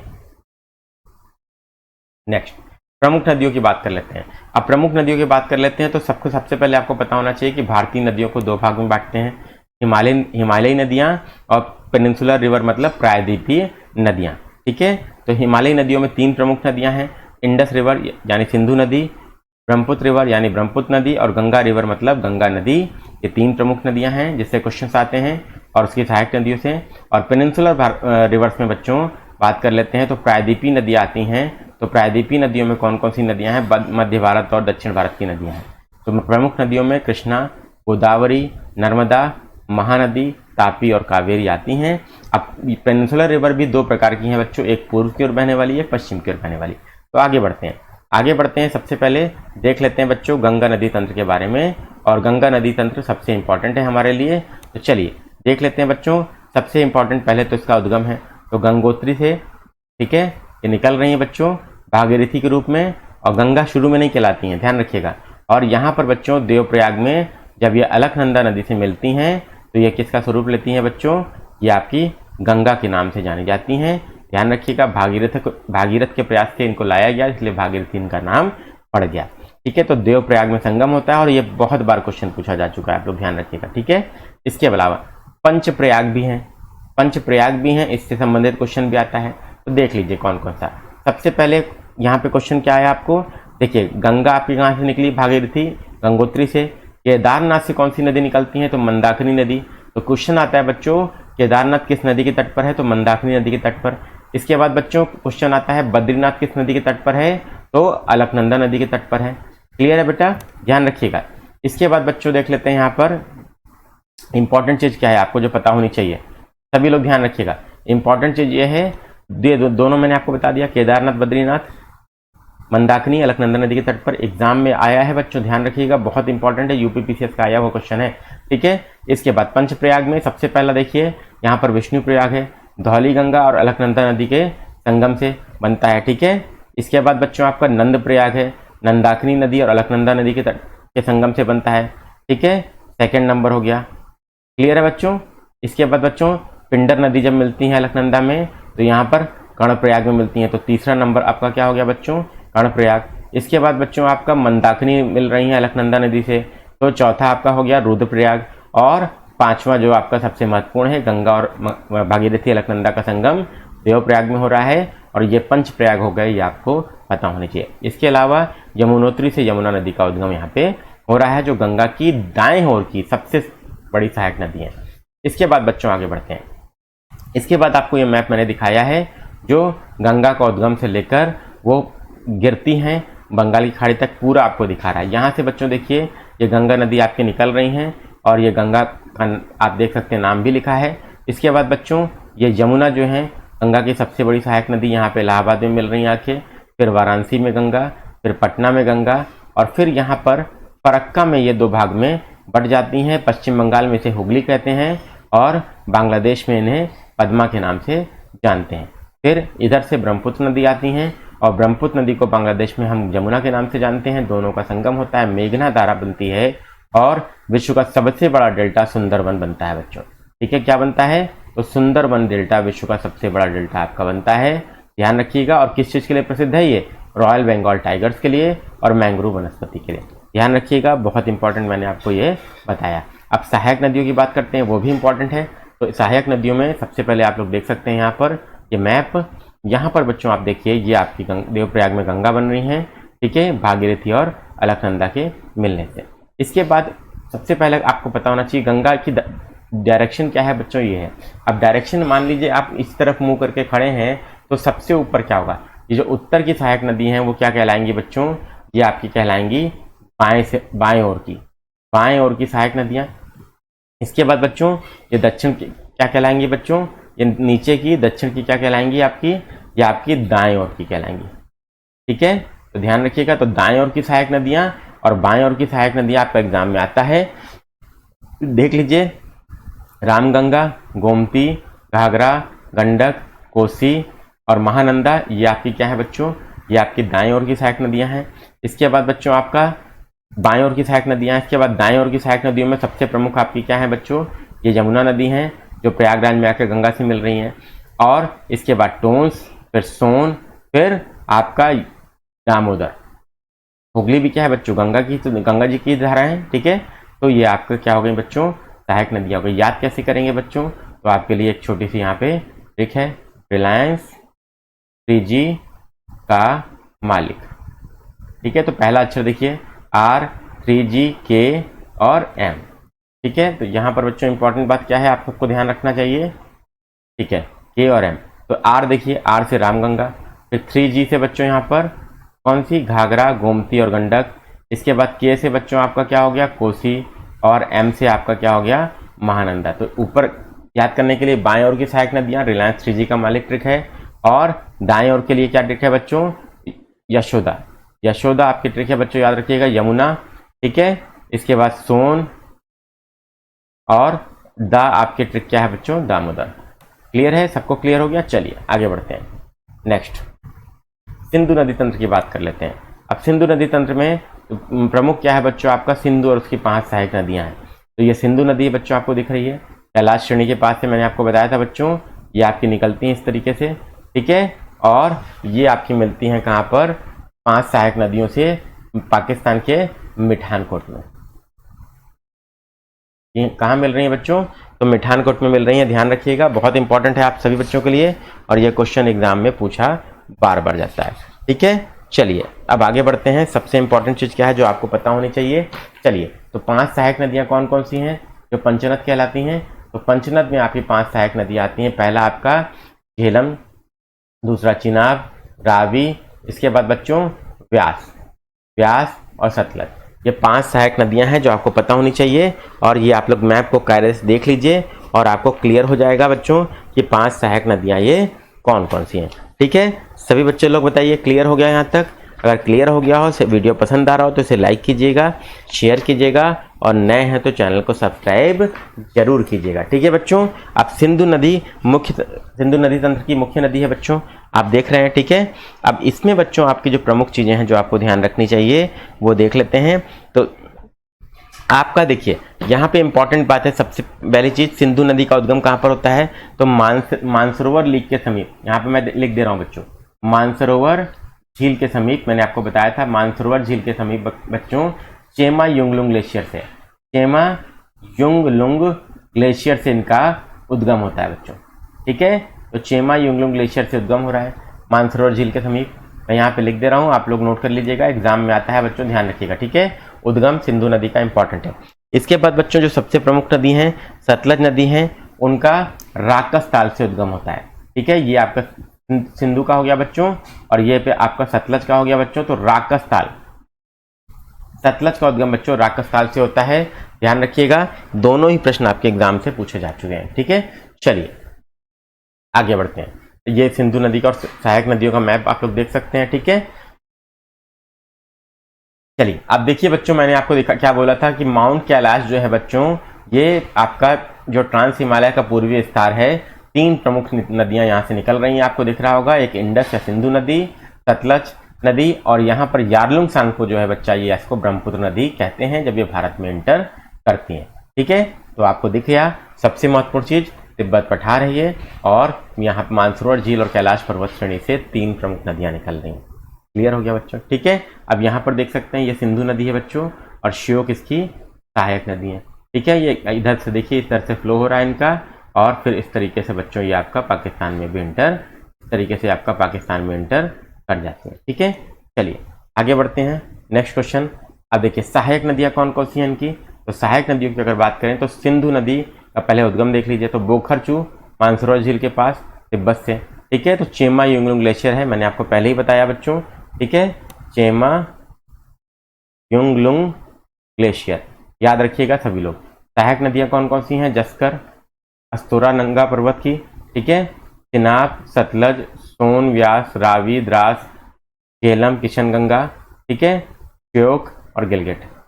झेलम कहाँ से उद्गम होता है? वेरीनाग झील से, बहुत बार एग्जाम में आ चुका है बच्चों, ध्यान रखिएगा किस रेंज में है ये, पीर पंजाल श्रेणी में है। किशनगंगा सहायक नदी है बच्चों, ठीक है। इसके बाद चिनाब, चिनाब बच्चों देख लेते हैं, हिमाचल प्रदेश का लाहौल और स्पीति जिला से ये उद्गम है, बारालाचला दर्रे के पास, ठीक है। प्रमुख सहायक नदियां चंद्र और भागा, ठीक है। रावी नदी का उद्गम कुल्लू की पहाड़ी, ठीक है। इसके बाद व्यास का रोहतांग दर्रे के पास, ठीक है, व्यास कुंड से, हिमाचल प्रदेश पीर पंजाल के दक्षिणी छोर में। और सतलज का उद्गम मानसरोवर, राकस झील, शिपकीला दर्रे से भारत में ये प्रवेश करती हैं। तो ये सारा ही इंपॉर्टेंट है जितना यहाँ पे दिया। अब इसको कुछ चूज मत करिएगा कि इसमें से ये पढ़ लें ये छोड़ दें, सब कुछ इंपॉर्टेंट है। नेक्स्ट, अब तीसरी प्रमुख नदी है बच्चों जो आपको पता होनी चाहिए, वो ब्रह्मपुत्र नदी है, ठीक है। तो देख लेते हैं बच्चों, फटाक से ब्रह्मपुत्र नदी को भी समझ लेते हैं। तो मैप बच्चों ये ब्रह्मपुत्र नदी का मैंने आपको सामने खोल दिया है। तिब्बत में यारलुंग सांगपो बोलते हैं, और ये पूर्व की ओर बहते हुए इस तरीके से यहाँ पे एंटर करती हैं भारत में। तो अरुणाचल प्रदेश में इनको क्या कहते हैं बच्चों? ये दिहांग के नाम से जानी जाती हैं। याद कर लीजिए बच्चा, अरुणाचल प्रदेश में दिहांग, ठीक है। इसके बाद जब ये दिबांग और लोहित को समाहित करती हैं यहाँ पर, तो यहाँ पर ये इधर क्या कहलाते हैं? फिर ब्रह्मपुत्र नदी का नाम इनको मिलता है बच्चों। और इस तरीके से देखिए ये आपकी ये धारा बहती हुई ब्रह्मपुत्र नदी की जा रही है, और फिर यहाँ पर बच्चों ये देख सकते हैं आप, बांग्लादेश में एंटर करती हैं, और बांग्लादेश में इनको जमुना के नाम से जानते हैं, ठीक है। अब जमुना के नाम से जानते हैं, और इधर से गंगा जो है वो बांग्लादेश में एंटर करती हैं पद्मा के नाम से। दोनों की संयुक्त धारा आपको पता है बच्चों मेघना के नाम से जानी जाती हैं, और दोनों विश्व का सबसे बड़ा डेल्टा सुंदरबन भी बनाती हैं। अब सहायक नदियों की बात कर लेते हैं बच्चों, आपके लिए इंपॉर्टेंट है जो आपको पता होना चाहिए। तो सुबनसिरी है बच्चों उत्तर की, कामेंग है, मानस है, संकोच है, रायडाक है, जलढाका है और तिस्ता है। तो इतनी सहायक नदियां हैं बच्चों जो आपके लिए एग्जाम में क्वेश्चन पूछा जाता है इससे। और धनसिरी बच्चों ये दक्षिण ओर की सहायक नदियां। क्लियर है बेटा? ठीक है, चलिए अब आगे बढ़ते हैं बच्चों। और यहाँ पे बराक नदी आपकी देख सकते हैं आप। नेक्स्ट, अब यहाँ पर बच्चों ये एक और मैप है जो मैंने आपको दिखाया, लेकिन वह सेम मैप है, आप लोग देख सकते हैं। चलिए अब यहाँ पे एक इंपॉर्टेंट चीज बच्चों मैं आपके लिए शो किया है, आप लोग देख सकते हैं। ये आपका सदिया है बच्चों, जहाँ पर दिबांग और लोहित नदी दिहांग नदी से मिलती हैं। दिहांग ये है बच्चों, ठीक है। और उसके बाद ये दोनों नदियों को समाहित कर लेती हैं। तो इसके बाद ये ब्रह्मपुत्र नदी देखिए इस तरीके से आपकी बह रही हैं, और सभी बच्चे लोग देख सकते हैं। और ब्रह्मपुत्र रिवर मैंने आपके सामने शो भी किया बच्चों। और इस तरीके से आपकी ये बहती हुई ये बांग्लादेश में एंटर कर जाती है, ठीक है। तो ये धुबरी है बच्चों, और ये आपका सदिया है। इन दोनों के बीच में ब्रह्मपुत्र नदी नौगम्य है या नेविगेबल वाटरवे है। इसको नेशनल वाटरवे 2 के नाम से भी जाना जाता है। सदिया से धुबरी याद कर लीजिए, ठीक है, एग्जाम में आता है क्वेश्चन। अब यहाँ पे देखिए मैंने दिखाया भी है आपको, ठीक है। तो सदिया से लेकर धुबरी तक ये आपका क्या है बच्चों? नेशनल वाटरवे 2 है, एग्जाम में आता है। अब नेशनल वाटरवे 1 क्या है? कमेंट बॉक्स में कमेंट करके बताइए। इलाहाबाद से हल्दिया गंगा नदी के ऊपर, एग्जाम में आ चुका है। अब प्रायद्वीपीय नदियों की बात कर लेते हैं बच्चों, पेनिनसुलर रिवर्स की बात कर लेते हैं। तो 2 प्रकार की हैं, एक पश्चिम की ओर बहने वाली और एक पूर्व की ओर बहने वाली। तो पश्चिम की ओर बहने वाली में 2 प्रमुख नदी हैं, एक नर्मदा और दूसरा तापी है। और पूर्व की ओर बहने वाली नदियों में ये महानदी बच्चों, फिर आपका गोदावरी, फिर कृष्णा, फिर कावेरी, ठीक है। तो ये सब नदी आप देख सकते हैं पूर्व की ओर बह रही हैं। चलिए आगे बढ़ते हैं बच्चों। तो सबसे पहले हम लोग देख लेते हैं पश्चिम की ओर बहने वाली नदियों के बारे में। तो पश्चिम की ओर बहने वाली 2 प्रमुख नदियां हैं, नर्मदा नदी और तापी नदी। तो नर्मदा नदी और तापी नदी दोनों अरब सागर में गिरती हैं, आप देख सकते हैं अरब सागर। और किसका निर्माण करती हैं? एस्चुरी का। ध्यान रखिएगा बच्चों, एस्चुरी का निर्माण करती हैं, डेल्टा नहीं बनाती हैं, ठीक है। और ये भ्रंश घाटी में बहती हैं। किसमें बह रही हैं बच्चों? ये भ्रंश घाटी में बह रही हैं, इसीलिए पश्चिम की ओर बहने का ये कारण है। ये भी एग्जाम में आया आपके। इसके बाद बच्चों आप ये देख सकते हैं, ये पूर्व की ओर बहने वाली नदियां, महानदी, ठीक है, फिर गोदावरी, फिर कृष्णा, फिर कावेरी, ये आपको दिख रहा होगा, ठीक है। अब पूर्व की ओर बहने वाली नदियां क्या बनाएंगी बच्चों? तो डेल्टा ही बनाएंगी, और पश्चिम की ओर बहने वाली एस्चुरी। नेक्स्ट, अब यहाँ पर बच्चों पूर्व की ओर बहने वाली नदियों के बारे में देख लेते हैं। ये देखिए बंगाल की खाड़ी में गिरती हैं, ठीक है। और सबसे पहली नदी महत्वपूर्ण जो है वो महानदी है, ठीक है। उड़ीसा में आप देख रहे हैं बे ऑफ बंगाल में गिरी। फिर बच्चों ये गोदावरी नदी है, ये आपकी, ये भी बे ऑफ बंगाल में। फिर बच्चों ये कृष्णा नदी है, ये भी आपकी कहाँ पे गिर रही है बच्चों, बे ऑफ बंगाल में। और फिर कावेरी है बच्चों, ये भी आपकी बे ऑफ बंगाल में गिरती हैं। और ये सभी नदियाँ बच्चों क्या बनाएंगी, डेल्टा का निर्माण करेंगी। क्लियर है बेटा, चलिए आगे बढ़ते हैं नेक्स्ट।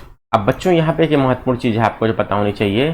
सबसे पहले तो ये अमरकंटक प्लेटू एक ऐसा प्लेटू है जहाँ से 3 प्रमुख नदियों का उद्गम होता है। पहला आप देख सकते हैं ये नर्मदा नदी है, ठीक है, दूसरा ये सोन नदी है, और तीसरा ये महानदी है। ये एग्जाम में क्वेश्चन आया बच्चों, अमरकंटक प्लेटू से 3 नदियों का उद्गम होता है, तो ध्यान रखिएगा, एग्जाम के लिए ये इंपॉर्टेंट है। ठीक है, चलिए आगे बढ़ते हैं नेक्स्ट बच्चों। अब हम लोग बात कर लेते हैं नर्मदा नदी के बारे में। तो नर्मदा नदी का उद्गम बच्चों आप लोग देख सकते हैं अमरकंटक प्लेटू से होता है बच्चों, ठीक है। इसके बाद ये नर्मदा नदी आप देख सकते हैं, ये तवा परियोजना, ओंकारेश्वर परियोजना, नर्मदा सागर परियोजना, ठीक है, और सरदार सरोवर डैम, ये सब आपका बच्चों नर्मदा नदी पर मिलता है। और इसके बाद ये आपका अरब सागर में, गल्फ ऑफ कैम्ब्रिज में आपका देख रहे हैं गिर जाती है। ठीक है, नेक्स्ट बच्चों देख लेते हैं, तापी नदी की बात कर लेते हैं। तो तापी नदी बच्चों आप देख सकते हैं मध्य प्रदेश के बैतूल के मुल्ताई पहाड़ी से इनका उद्गम होता है। ठीक है, इसके बाद तापी नदी देखिए इस तरीके से बहते हुए, और यहाँ पर आपका इस तरीके से आपका खंबात की खाड़ी में आपकी देखिए गिर जा रही हैं, जो कि अरब सागर का हिस्सा है। ठीक है, चलिए इसके बाद बच्चों सहायक नदियाँ भी देखिए यहाँ पे दिखाया हुआ है, ठीक है, आप देख सकते हैं। क्लियर है, चलिए इंपॉर्टेंट नेक्स्ट। अब आगे बढ़ते हैं बच्चों, हम लोग जो ये देख रहे हैं ये महानदी का तंत्र है। ठीक है, महानदी का बेसिन है, आप सबके लिए इंपॉर्टेंट है।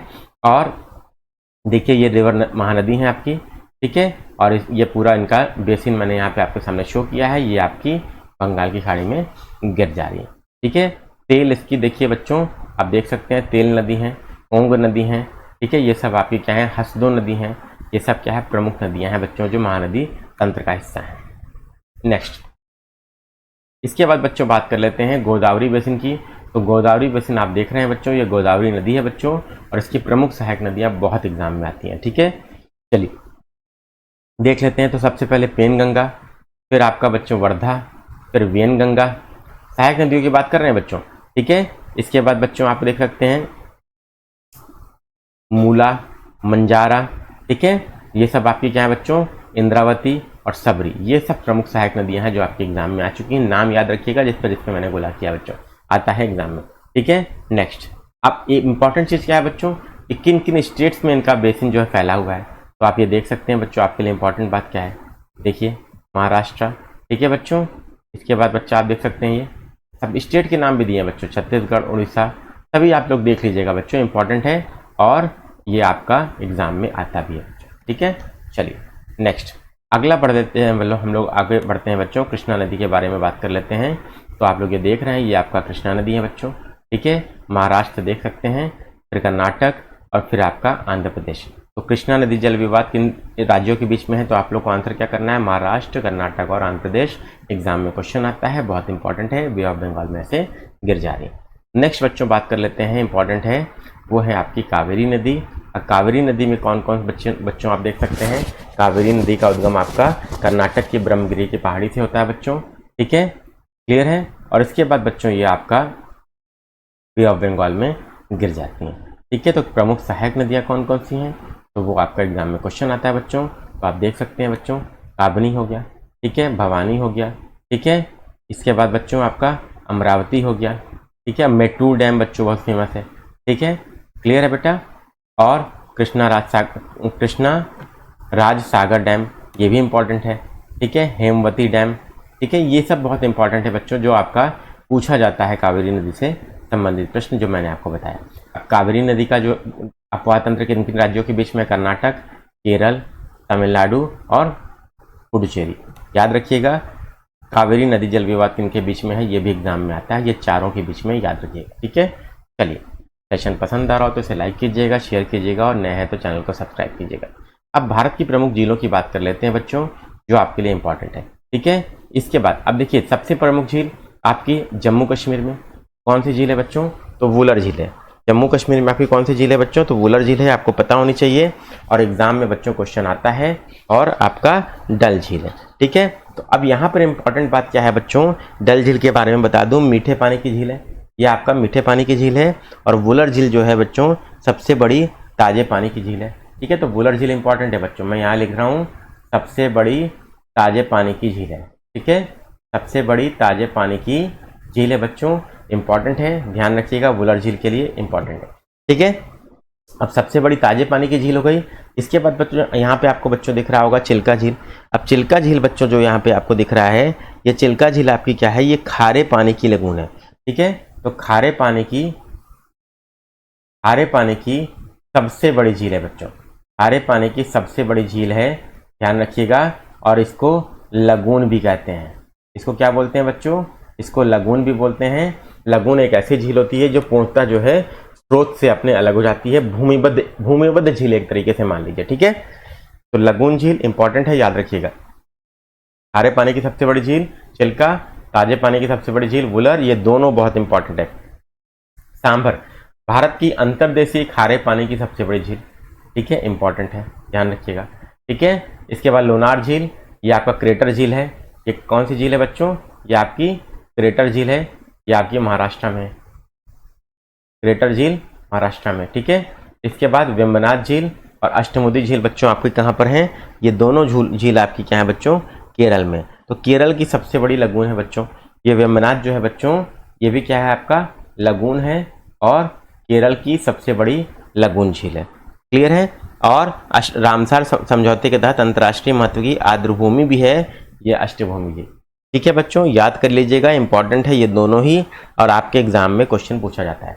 इसके बाद बच्चों ये मणिपुर में जो बच्चों जो लोकटक झील है, ये सबसे इंपॉर्टेंट है। क्यों, क्योंकि भारत का सबसे पहला तैरता हुआ national park Keibul Lamjao national park आपका लोकटक झील पर स्थित है बच्चों, और ये ताजे पानी की झील है। ठीक है, इंपॉर्टेंट है बच्चों, सबको समझ में आ गया। इसके बाद बच्चों ये कोलुरु झील है बच्चों, कोलुरु झील है, कोलुरु झील बहुत इंपॉर्टेंट है, और ये आपका कृष्णा गोदावरी डेल्टा के बीच में आती है बच्चों, ध्यान रखिएगा, कृष्णा और गोदावरी डेल्टा के बीच में बच्चों ये झील निर्माण हुई है। तो यहाँ पे लिख दे रहा हूँ बच्चों, Krishna plus Godavari, Krishna plus Godavari delta आपके लिए इंपॉर्टेंट है, ध्यान रखिएगा। ठीक है, के बीच में कोलुरु झील है। फिर पुलिकट झील है बच्चों, पुलिकट झील आपकी कहाँ पर है बच्चों, तमिलनाडु और आंध्र प्रदेश, तमिलनाडु और आंध्र प्रदेश के बीच में पुलिकट झील। ठीक है, इनका स्थान है। तो प्रमुख झीलें हम लोगों ने यहाँ पे कवर कर ली, याद कर लीजिएगा बच्चों, और एग्जाम में आता है क्वेश्चन। अब भारत के प्रमुख जलप्रपात देख लेते हैं बच्चों। तो प्रमुख जलप्रपात में देख लेते हैं कौन कौन से प्रमुख जलप्रपात हैं। तो सबसे पहले आपको मैंने यहाँ पे शो किया है बच्चों, आप लोग देख सकते हैं, दो ही क्वेश्चन सबसे ज़्यादा आता है बच्चों, और दो ही जलप्रपात आपके सबसे इंपॉर्टेंट है। कर्नाटक में बच्चों आप ये देख सकते हैं, कर्नाटक है।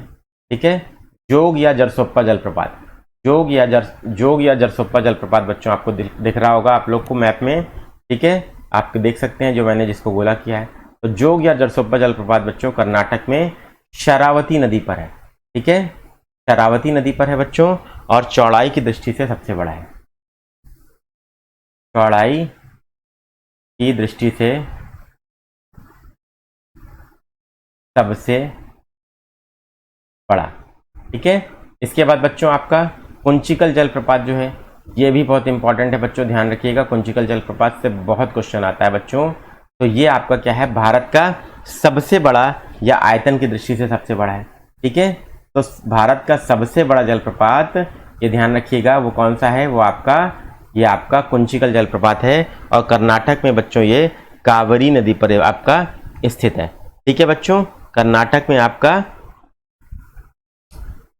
सॉरी बच्चों यहाँ पे एक चीज़ मैंने आपको बता दिया, ये कुंचिकल जलप्रपात तो आपको देखिए पता होना चाहिए, लेकिन सबसे पहले मैं आपको बताना क्या चाह रहा था, आप सबको पता होना चाहिए, ये कर्नाटक में बच्चों आपका वरही नदी पर स्थित है। ठीक है, ये कर्नाटक में बच्चों आपका वरही नदी पर स्थित है, सभी लोग ध्यान रखिएगा, कुंचिकल जलप्रपात कर्नाटक में वरही नदी पर स्थित है, इंपॉर्टेंट है, ध्यान रखिएगा सभी लोग। ठीक है, इसके बाद यहाँ पर बच्चों शिव समुद्रम जलप्रपात है, शिव समुद्रम जलप्रपात है, ये तीन जलप्रपात कर्नाटक के ही है, मैं आपको बता रहा हूँ, इसमें से बच्चों आपका एक मिल सकता है। ये शिव समुद्रम जलप्रपात बच्चों जो है कर्नाटक में ये कावेरी नदी पर स्थित है, ये आपका कावेरी नदी पर स्थित है, सभी लोग ध्यान कर लीजिएगा, एग्जाम में बच्चों आता है। ठीक है, तो एक बार रिवाइज कर लेते हैं, जोग या जरसोप्पा शरावती नदी पर स्थित है, चौड़ाई की दृष्टि से सबसे बड़ा जलप्रपात है, शिव समुद्रम कावेरी नदी पर स्थित है, और इसके बाद कुंचिकल जलप्रपात जो है ये वरही नदी पर स्थित है, भारत का सबसे बड़ा जलप्रपात यही है बच्चों। ठीक है, इंपॉर्टेंट है। इसके बाद बच्चा आपके लिए मैं बताऊं, यहाँ पे जो इंपॉर्टेंट जलप्रपात हैं वो आपका क्या कहते हैं, आपको मैंने लिस्ट आउट करके लिखे हुए हैं, आप लोग एक बार इसको देख लीजिएगा। नेक्स्ट बच्चों यहाँ पर मैंने इंपॉर्टेंट डैम्स जो है यहाँ पे आपके लिए शो किए हैं, तो आप लोग देख सकते हैं। ये भाखड़ा डैम है बच्चों, ठीक है, भाखड़ा नंगल डैम सतलज नदी पर स्थित है। टेहरी डैम आपका जो है आपका भागीरथी नदी पर स्थित है, ठीक है। इसके बाद आप लोग देख सकते हैं प्रमुख डैम में आपका राणा प्रताप सागर है, इंदिरा सागर है, ठीक है, सरदार सरोवर है नर्मदा नदी पर, ठीक है, इंपॉर्टेंट है। इसके बाद बच्चों आपका देख सकते हैं तुंगभद्रा नदी पर तुंगभद्रा बांध है, ठीक है। इसके बाद रिहंद बांध है बच्चों, ठीक है। तो ये इंपॉर्टेंट डैम्स हैं, तो चलिए देख लेते हैं थोड़ा सा जो आपके एग्जाम के लिए इंपॉर्टेंट है। चलिए अब मैं आपको क्या करूँगा, अब मैं थोड़ा सा आपको थ्योरी के फॉर्म में भी बता देता हूँ बच्चों, जो आपके एग्जाम के लिए बहुत इंपॉर्टेंट है, ठीक है। तो बांध से संबंधित क्वेश्चन परियोजना के रूप में भी आते हैं। तो सरदार सरोवर परियोजना बच्चों जो है आपके लिए इंपॉर्टेंट है। चलिए, तो सरदार सरोवर परियोजना बच्चों आपकी नर्मदा नदी पर गुजरात राज्य में स्थित है, ठीक है, इंपॉर्टेंट है।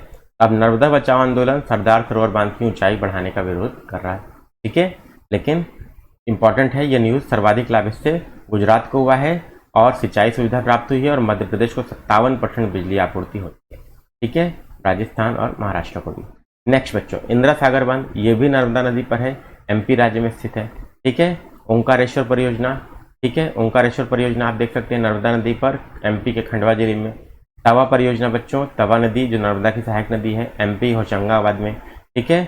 अब तवा जल संग्रहण क्षेत्र की पश्चिमी सीमा पर सतपुड़ा नेशनल पार्क और बोरी वाइल्ड लाइफ सेंचुरी स्थित है बच्चों, ठीक है। इसके बाद आगे बढ़ते हैं बच्चों, तो भाखड़ा नंगल परियोजना आपकी सतलज नदी पर स्थित है, पंजाब राज्य में, और पंजाब हरियाणा राजस्थान की संयुक्त परियोजना है ये, ठीक है। भाखड़ा नंगल परियोजना सतलज नदी पर है बच्चों और पंजाब हरियाणा और राजस्थान की संयुक्त परियोजना है। भाखड़ा का जल संग्रहण क्षेत्र गोविंद सागर झील के नाम से जाना जाता है, ये इंपॉर्टेंट है बच्चों, ठीक है। इसके बाद बच्चों क्वेश्चन आता है सिद्रापोंग जल विद्युत संयंत्र कहाँ पर है, तो दार्जिलिंग नगर में भारत का सबसे पुराना जल विद्युत उत्पादन केंद्र है। क्षीर समुद्रम जल विद्युत संयंत्र जो है बच्चों ये आपका कावेरी नदी पर कर्नाटक में है, भारत का दूसरा सबसे पुराना जल विद्युत केंद्र है। कृष्णा सागर बांध कावेरी नदी पर है, कर्नाटक राज्य में, ठीक है। इसकी रूपरेखा एम विश्वेश्वरैया ने तैयार की थी। कावेरी नदी जल विवाद तमिलनाडु, कर्नाटक, केरल और पुडुचेरी के बीच में है बच्चों, ठीक है। कर्नाटक, केरल, तमिलनाडु, पुडुचेरी, ये मैंने पहले ही आपको बताया था अभी जब मैं कावेरी नदी का तंत्र आपको बता रहा था। नागार्जुन सागर परियोजना बच्चों ये आपकी कृष्णा नदी पर है, तेलंगाना आंध्र प्रदेश में है और आंध्र प्रदेश को इससे लाभ हो रहा है, ठीक है। प्रमुख की बात करूंगा तो वही ध्यान रखिएगा, हीराकुंड परियोजना महानदी पर उड़ीसा में विश्व का सबसे लंबा बांध बच्चों जो है आपका एशिया का आपका सबसे लंबा बांध है, आप ये ध्यान रखिएगा, ठीक है। चंबल घाटी परियोजना चंबल नदी पर एमपी राजस्थान में, और 3 प्रमुख बांध बच्चों इस पर हैं, तो ये इंपॉर्टेंट है आपके एग्जाम में आता है। गांधी सागर राजस्थान में, राणा प्रताप सागर राजस्थान में और जवाहर सागर राजस्थान में, सभी लोग ध्यान रखिएगा, एग्जाम का बहुत अच्छा क्वेश्चन है, ठीक है। टिहरी बांध परियोजना, अब टिहरी बांध परियोजना बच्चों भागीरथी नदी पर है और भिलंगना भी शामिल हो जाती हैं। उत्तराखंड के टिहरी जिले में देश का सबसे ऊंचा बांध है, इसकी ऊंचाई भी मैंने यहाँ पे दी है, ठीक है। तो टिहरी और आपका हीराकुंड ये बहुत इंपॉर्टेंट है। दामोदर घाटी परियोजना बच्चों, दामोदर हुगली की सहायक नदी है, झारखंड पश्चिम बंगाल में, दामोदर नदी को बंगाल का शोक भी कहते हैं। इस पर बच्चों प्रमुख बांध बने हैं तिलैया बांध बराकर नदी पर, कोनार बांध कोनार नदी पर, मैथान बराकर नदी पर, पैल पहाड़ी बराकर नदी पर और पंचेत हिल दामोदर नदी पर, और ये इसके वर्ष हैं बच्चों, ये बार बार आपका एग्जाम में आता है बच्चों, ठीक है। इसके बाद बच्चों राजस्थान में जवाई परियोजना जवाई नदी पर स्थित है जो लूनी की सहायक नदी है। नीरज नहर परियोजना महाराष्ट्र में, ठीक है, इंपॉर्टेंट। इसके बाद इडुक्की बांध परियोजना बच्चों पेरियार नदी पर केरल में स्थित है, एशिया का सबसे बड़ा आर्क डैम इस पर है बच्चों, ठीक है। मेटूर परियोजना कावेरी नदी पर तमिलनाडु में स्थित है बच्चों, ठीक है। मयूराक्षी परियोजना मयूराक्षी नदी पर पश्चिम बंगाल और झारखंड में। इसके बाद रिहंद परियोजना इंपॉर्टेंट है बच्चों, ये गोविंद बल्लभ पंत सागर परियोजना भी कहलाती है और ये कृत्रिम झील है, रिहंद नदी पर स्थित है, पिपरी सोनभद्र यूपी में है और यूपी की सबसे बड़ी परियोजना है, ठीक है। नेक्स्ट आगे बढ़ते हैं बच्चों, उकाई परियोजना ताप्ती नदी पर, उकाई सूरत में स्थित है, ठीक है।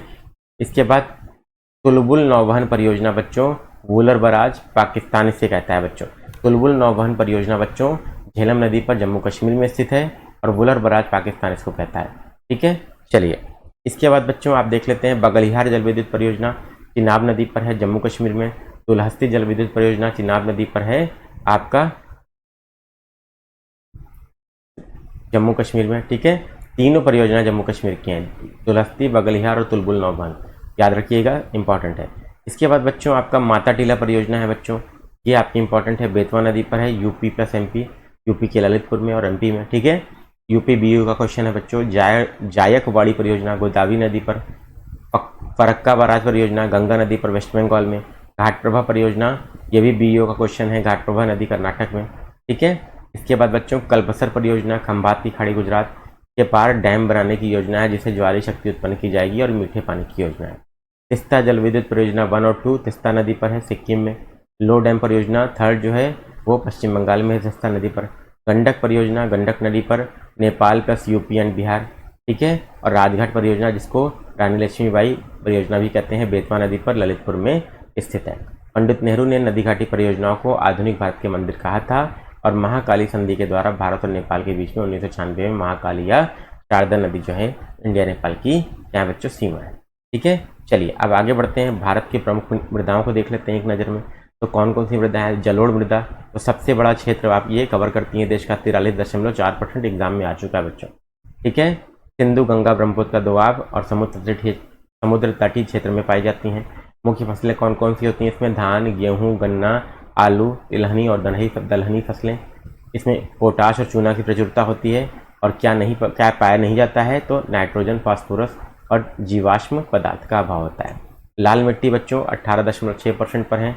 तमिलनाडु, कर्नाटक, महाराष्ट्र, उड़ीसा, मध्य प्रदेश। मूंगफली, केला, तंबाकू, रागी, ज्वार, तीसी, कपास, गेहूँ, मक्का, इनमें लोहे की प्रचुरता होती है और कमी किसकी होती है? नाइट्रोजन, फास्फोरस और ह्यूमस की, ठीक है। ये पूछा जाता है किसकी प्रचुरता है किसकी कमी है, याद रखिएगा। काली मृदा बच्चों कहाँ पाई जाती है? 3 तरीके के क्वेश्चन आते हैं, कहाँ पाई जाती है मिट्टी, क्या उगाया जाता है, किस चीज़ की कमी है, किस चीज़ की प्रचुरता है। तो आपका पूरा टेबल में आपको मिल रहा है। महाराष्ट्र, गुजरात, एमपी, तमिलनाडु का लावा क्षेत्र कपास, सोयाबीन, चना और ज्वार के लिए उपयुक्त हैं। पोटाश, चूना, मैग्नीशियम, एल्यूमिनियम की प्रचुरता, नाइट्रोजन, फास्फोरस और ह्यूमस की कमी। लैटराइट मिट्टी बच्चों, ठीक है, पश्चिमी घाट और पूर्वी हिमालय क्षेत्र में पाई जाती हैं, ठीक है। कर्नाटक, केरल, तमिलनाडु, असम। चाय, कॉफ़ी, रबर, सिनकोना और काजू के लिए फेमस हैं, इंपॉर्टेंट है। लोहा, एल्यूमिनियम की प्रचुरता, नाइट्रोजन, फास्फोरस, पोटाश और चूना की कमी, ठीक है, इंपॉर्टेंट है बच्चों, ध्यान रखिएगा। इतना मैंने आपको मृदाएं बता दिया। इसके बाद बच्चों प्रमुख जनजाति की बात कर लेते हैं। तो थारू आपकी क्या है? उत्तराखंड की है, उत्तर प्रदेश की, ठीक है। इनकी विशेषताएं क्या है? संयुक्त परिवार प्रथा, किरात वंश के हैं, शोक पर्व या दिवाली मनाते हैं। जौनसारी उत्तराखंड की सबसे बड़ी अनुसूचित जनजाति, बहुपति विवाह प्रथा यहाँ पर है। बुक्सा अनुलोम प्रतिलोम विवाह, ठीक है। और आपका राजपूत वंश, ठीक है, उत्तराखंड, पौड़ी गढ़वाल। भोटिया बच्चों आपके क्या है? मंगोलाइट प्रजाति, ऋतु प्रवास करते हैं, ठीक है। आपका ये उत्तराखंड, पश्चिम बंगाल, सिक्किम और त्रिपुरा में पाए जाते हैं। मुंडा जनजाति जो है झारखंड, मुंडा त्यौहार मनाते हैं। भागे, फागु, कर्मा, सरहुल, सोरही, सोहरई इनके प्रमुख त्यौहार हैं। संथाल बच्चों गोपला विवाह प्रोटो ऑस्ट्रेलॉइड हैं, झारखंड में पाए जाते हैं। गद्दी, गुर्जर, बकरवाल, लद्दाखी हिमाचल प्रदेश में धौलाधर श्रेणी में पाए जाते हैं। बोडो, गारो, खासी जो हैं वो झूमिंग कृषि करते हैं, शिफ्टिंग कल्टीवेशन, गारो पहाड़ी क्षेत्र में। टोडा बच्चों आर्यंस हैं, ठीक है, पशुचारण करते हैं। बहुपति विवाह यहाँ प्रथा यहाँ पर भी है। और आपका नीलगिरी पहाड़ी तमिलनाडु क्षेत्र में। भील भारत का सबसे बड़ा जनजातीय समूह, प्रोटो ऑस्ट्रेलॉइड और धूमर नृत्य करते हैं। एमपी, छत्तीसगढ़, महाराष्ट्र, गुजरात, राजस्थान। उराव, हो, बिरहोर झारखंड में पाए जाते हैं, ठीक है। इसके बाद सेंटिनलीज, शोम्पेन, औंज, जारवा, ये आपका सर्वाधिक आद्य जनजाति है, जारवा याद रखिएगा, ठीक है। और इसके बाद बच्चों ये आपका अंडमान निकोबार द्वीप समूह क्षेत्र में पाए जाते हैं। राजस्थान में भील, मीना, सहरिया, ठीक है, ये इंपॉर्टेंट है। चांगिया आपके क्या है? अर्ध खाना बदोश है, सेमी नोमाडिक है, तिब्बत जनजाति है बच्चों ये, ठीक है। नागा कौन है? झूमिंग कृषि करते हैं और नग्नावस्था में रहते हैं। नागर एंड मणिपुर, अरुणाचल प्रदेश। कोल एमपी, महाराष्ट्र। गोंड जो है बच्चों बिहार, झारखंड, पश्चिम बंगाल, उड़ीसा, छत्तीसगढ़, मध्य प्रदेश, उत्तर प्रदेश, कर्नाटक, आंध्र प्रदेश या तेलंगाना, ठीक है। ये स्थानांतरित कृषि करते हैं, आखेट और मछली पालन। पशु बलि प्रथा, गोंडवाना लैंड के मुख्य निवासी हैं, यूपी का सबसे बड़ा जनजाति समूह। तो ये जनजाति हो गया बच्चों आपका, ठीक है। क्वेश्चंस बच्चों आएंगे, सेशन पसंद आ रहा हो तो लाइक शेयर कीजिएगा, नए हैं तो चैनल को सब्सक्राइब जरूर कीजिएगा। अब प्रमुख खनिज उत्पादन देख लेते हैं बच्चों। लौह अयस्क के किन राज्यों में है? उड़ीसा, छत्तीसगढ़, कर्नाटक। आर्थिकी बच्चों जब आ जाएगी तो उसमें मैं ये डेटा जो अपडेटेड रहेगा वो मैं आपको दे दूंगा, लेकिन अभी के लिए याद कर लीजिए, इंपॉर्टेंट है आपके लिए। उड़ीसा, छत्तीसगढ़, कर्नाटक, झारखंड। उड़ीसा में कहाँ पर? बादाम पहाड़ी क्योंझर क्षेत्र, दिल्ली जहरा बैलाडीला क्षेत्र छत्तीसगढ़ में, कुद्रेमुख कर्नाटक में और सिंहभूम झारखंड में। भंडारण की दृष्टि से कर्नाटक सबसे ऊपर है, ठीक है। चलिए इसके बाद देखिए यहाँ पे प्रमुख दिया भी है बच्चों क्षेत्र, बाबा बुदन, कुद्रेमुख, बेल्लारी और अन्ना दुर्गा। कहाँ पे भंडारण ज़्यादा है? कोयला छत्तीसगढ़, उड़ीसा, ठीक है, और झारखंड, यह क्रम याद रखिएगा। उड़ीसा में तलचर क्षेत्र, झरिया झारखंड, और उत्तर और दक्षिण कानपुरा खान, करणपुरा खान बच्चों, ये आपका झारखंड में फेमस है, ठीक है। तेलंगाना में बच्चों एमपी तेलंगाना उसके बाद है, फिर भंडारण सबसे ज़्यादा बच्चों आपका झारखंड में, ठीक है। मेन उत्पादन का क्रम आपको ध्यान रखना है। चांदी बच्चों राजस्थान की जावर की खान, कर्नाटक में कोलार हट्टी और बेल्लारी की खान। तांबा बच्चों आपका मलाजखंड, बालाघाट, श्रेणी आपका एमपी, राजस्थान में खेतड़ी की खाने झुंझुनू और झारखंड में सिंहभूम। भंडारण में राजस्थान नंबर 1 पे है। बॉक्साइट बच्चों उड़ीसा में 65% पाया जाता है, उत्पादन होता है खोंडोलाइट श्रेणी में। भंडारण है बच्चों, ठीक है, झारखंड, फिर उसके बाद और फिर आपका गुजरात में देवभूमि और द्वारका। इसके बाद बच्चों टिन छत्तीसगढ़ में, अभ्रक आपका आंध्र प्रदेश में, नेल्लोर और राजस्थान, ठीक है, और पलामू तथा कोडरमा अभ्रक उत्पादन हेतु प्रसिद्ध है, ये ध्यान रखिएगा आप लोग सभी लोग। और कैपिटल ऑफ माइका भी बच्चों को कहते हैं कोडरमा को, ठीक है, इंपॉर्टेंट है। पलामू झारखंड में, ठीक है, एस्बेस्टस आंध्र प्रदेश में, बाइराइट, क्वार्ट्ज और फेल्सपार तेलंगाना में। कडप्पा जिला आंध्र प्रदेश में बाइराइट का 92% भंडारण रखता है, ठीक है, इंपॉर्टेंट है। लिग्नाइट आपका तमिलनाडु में 52% है बच्चों, फिर गुजरात में और फिर राजस्थान में। भंडारण मन्नारगुडी तमिलनाडु में सबसे ज़्यादा। यूपी बीओ का क्वेश्चन है 2020 का। सीसा, जस्ता, संगमरमर, रॉक फॉस्फेट, लाइमस्टोन राज्य में राजस्थान शीर्ष पर है बच्चों। और सीसे में बच्चों रामपुर अगुचा क्षेत्र भिलवाड़ा जिले में एशिया का श्रेष्ठ सीसा और जस्ता भंडार है, इंपॉर्टेंट है, एग्जाम में आ चुका है। क्रोमाइट और निकल उड़ीसा, उत्पादन और भंडारण दोनों में। ग्रेफाइट में उड़ीसा, ठीक है, हीरे में एमपी, पन्ना, सतना, इंपॉर्टेंट है, ठीक है। मैग्नीज एमपी नंबर 1 पे, क्योंझर की खान उड़ीसा मैग्नीज उत्पादन के लिए प्रसिद्ध है, ठीक है, फिर महाराष्ट्र, फिर उड़ीसा। वैसे तो 3 याद रखना है, लेकिन एक भी करेंगे तो चलेगा बच्चों। मोनोजाइट केरल तट पर, यूरेनियम बच्चों जादूगुड़ा झारखंड, पूर्वी सिंहभूम जिला, इंपॉर्टेंट है बच्चों, ठीक है। जो कॉमन सॉल्ट होता है उसमें गुजरात 82%, तमिलनाडु, फिर राजस्थान। कच्चा तेल में अपतटीय क्षेत्र बॉम्बे है ही प्रमुख है, फिर राजस्थान, गुजरात, असम। प्राकृतिक गैस में अपतटीय क्षेत्र Assam, Tripura, Rajasthan. Dolomite, fire clay, gypsum में गुजरात है बच्चों। स्वर्ण में बच्चों कर्नाटक है, फिर झारखंड है, सबसे ज़्यादा कर्नाटक याद कर लीजिएगा। भंडारण में बच्चों कर्नाटक 47.44%, कोलार, रायचूर और तुमकुट की खाने। मैग्नेसाइट में उत्तराखंड। तो ये रहा बच्चों प्रमुख खनिज आपका जो मैंने आपको बता दिया। उत्पादन है बच्चों, ध्यान रखिएगा, जो मैंने लिखा है उत्पादन है, और भंडारण ब्रैकेट में मैंने यहाँ पर लिखा है बच्चों, ठीक है। तो इसको याद कर लीजिएगा, एग्जाम में क्वेश्चन आता है बच्चों। मैंने खाने भी यहीं पे लिख के बता दिया आपको, अलग अलग नहीं याद करना है। कृषि में देख लेते हैं, तो यूपी में बच्चों सबसे ज़्यादा, यूपी फर्स्ट किस में है? गेहूँ में, ठीक है, फिर गन्ने में, फिर आलू में, फिर आम में, फिर अमरूद में और कुल खाद्यान्न में। याद कर लीजिएगा, ध्यान रखिएगा, ठीक है। गेहूँ में सेकंड एमपी और फिर पंजाब तीसरे नंबर पे। गन्ने में महाराष्ट्र सेकंड नंबर पे, कर्नाटक थर्ड नंबर पे। कुल भैंसों के उत्पादन में, पशुधन के मांस उत्पादन में और दूध के उत्पादन में भी यूपी ही नंबर 1 है, ठीक है। अब इस तरीके से आपको कहीं मिलेगा नहीं बच्चों। वीडियो लाइक कर दीजिएगा, शेयर कर दीजिएगा और चैनल को सब्सक्राइब कर लीजिएगा। पीसीएस आरओ के लिए डेडिकेटेड चैनल है बच्चों। वहाँ एमपी, ठीक है, सोयाबीन आपका, ठीक है, सेकंड नंबर पर महाराष्ट्र। मसाले में राजस्थान। आर्थिकी से डेटा अपडेट करके आपको अलग से वीडियो बना के दे दूंगा, अभी के लिए इतना याद कर लीजिए। वेस्ट बंगाल में पहले नंबर पे है बच्चों जूट और मेस्ता में, सेकंड नंबर पे बिहार और तीसरे पे आसाम। चावल में बच्चों वेस्ट बंगाल नंबर 1 पे है, दूसरे पे यूपी और तीसरे पे पंजाब। कुल सब्जियों में भी आपका वेस्ट बंगाल, कुल मवेशी में भी वेस्ट बंगाल, सेकंड नंबर पे यूपी है, कुल सब्जियों में भी सेकंड नंबर पे यूपी, ठीक है। चलिए गुजरात में बच्चों मूंगफली, कपास सबसे ज़्यादा उत्पादन हुआ, पहले नंबर पे, सेकंड नंबर पे तेलंगाना, तीसरे पे महाराष्ट्र। कर्नाटक बच्चों मक्का, ज्वार, तूर, अरहर, सुपारी, सूरजमुखी, कॉफ़ी, कहवा में नंबर 1, ठीक है, सुपारी में सेकंड नंबर पे केरल। और इसके बाद बच्चों कॉफ़ी, कहवा में सेकंड पे केरल, तीसरे पे तमिलनाडु। महाराष्ट्र बच्चों आपका काजू में, सेकंड आंध्र प्रदेश, प्याज में दूसरा एमपी, ठीक है।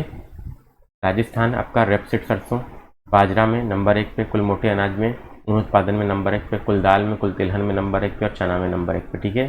बाजरा में सेकंड नंबर पे यूपी है और ऊन उत्पादन में सेकंड नंबर पे J&K है। केरल बच्चों नारियल में नंबर 1 पे, दूसरे नंबर पर कर्नाटक, तीसरे पे तमिलनाडु। प्राकृतिक रबर में 70% नंबर 1 पे, छोटी इलायची में नंबर 1 पे, सेकंड कर्नाटक, तीसरा तमिलनाडु। लौंग काली मिर्च में नंबर 1। आंध्र प्रदेश बच्चों कुल फूलों के उत्पादन में नंबर 1, तमिलनाडु सेकंड नंबर पे। तंबाकू में नंबर 1 55%, दूसरे नंबर पर गुजरात है बच्चों, दोनों याद रखिएगा, इंपॉर्टेंट है। कोकोआ में नंबर 1 पे, दूसरे नंबर पे केरल। कुल फल में, अंडा मछली उत्पादन में, ठीक है, इंपॉर्टेंट है, ध्यान रखिएगा, सेकंड पे महाराष्ट्र, तीसरे पे यूपी। जम्मू कश्मीर केसर या जिसको जाफरान भी कहते हैं नंबर 1। असम में चाय, वेस्ट बंगाल दूसरे नंबर पे। बिहार लीची के लिए, वेस्ट बंगाल सेकंड नंबर पे, ठीक है।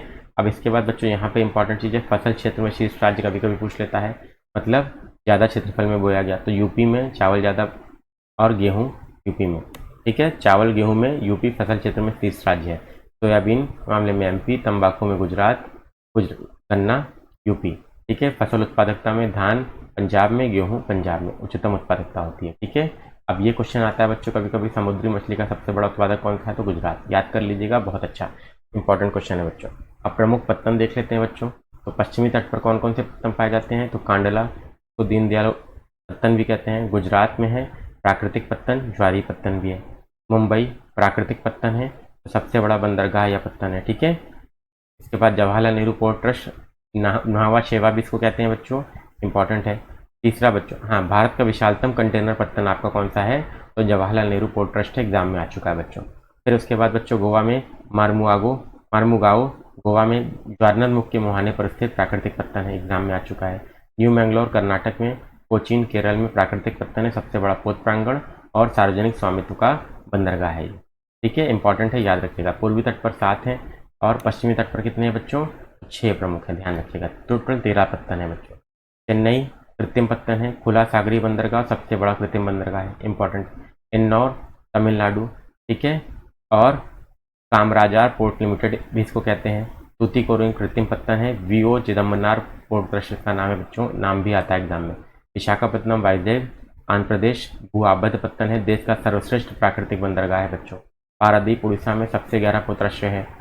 कोलकाता में हल्दिया, ठीक है, वाह्य पत्तन बंदरगाह है और नदी तटीय बंदरगाह है, रेवरीन पोर्ट है बच्चों, इंपॉर्टेंट है बच्चों, एग्जाम में आता है। पश्चिम बंगाल में छोटे और मझोले पत्तन 200 हैं लगभग। प्रमुख पत्तनों के संदर्भ में केंद्र सरकार तथा छोटे और मझोले पत्तन के लिए राज्य सरकारें नीतियां बनाती हैं। वाइजैक पोर्ट मालवाहन में पिछले 6 वर्षों से देश का प्रथम बंदरगाह बना हुआ है, सर्वाधिक ट्रैफिक निष्पादित कर रहा है बच्चों। तो ये रहा बच्चों आपका वीडियो, उम्मीद करता हूँ वीडियो आपको पसंद आया होगा। संपूर्ण भारत का भूगोल हम लोगों ने एक वीडियो में यहाँ पर कंप्लीट कर दिया बच्चों। चलिए आगे बढ़ते हैं और नेक्स्ट वीडियो आपका जो रहेगा बच्चों वो संभवतः आपका विश्व भूगोल का रहेगा, तो सिर्फ एक वीडियो में रिवाइज कीजिए। थैंक यू वेरी मच बेटा, best of luck to everyone.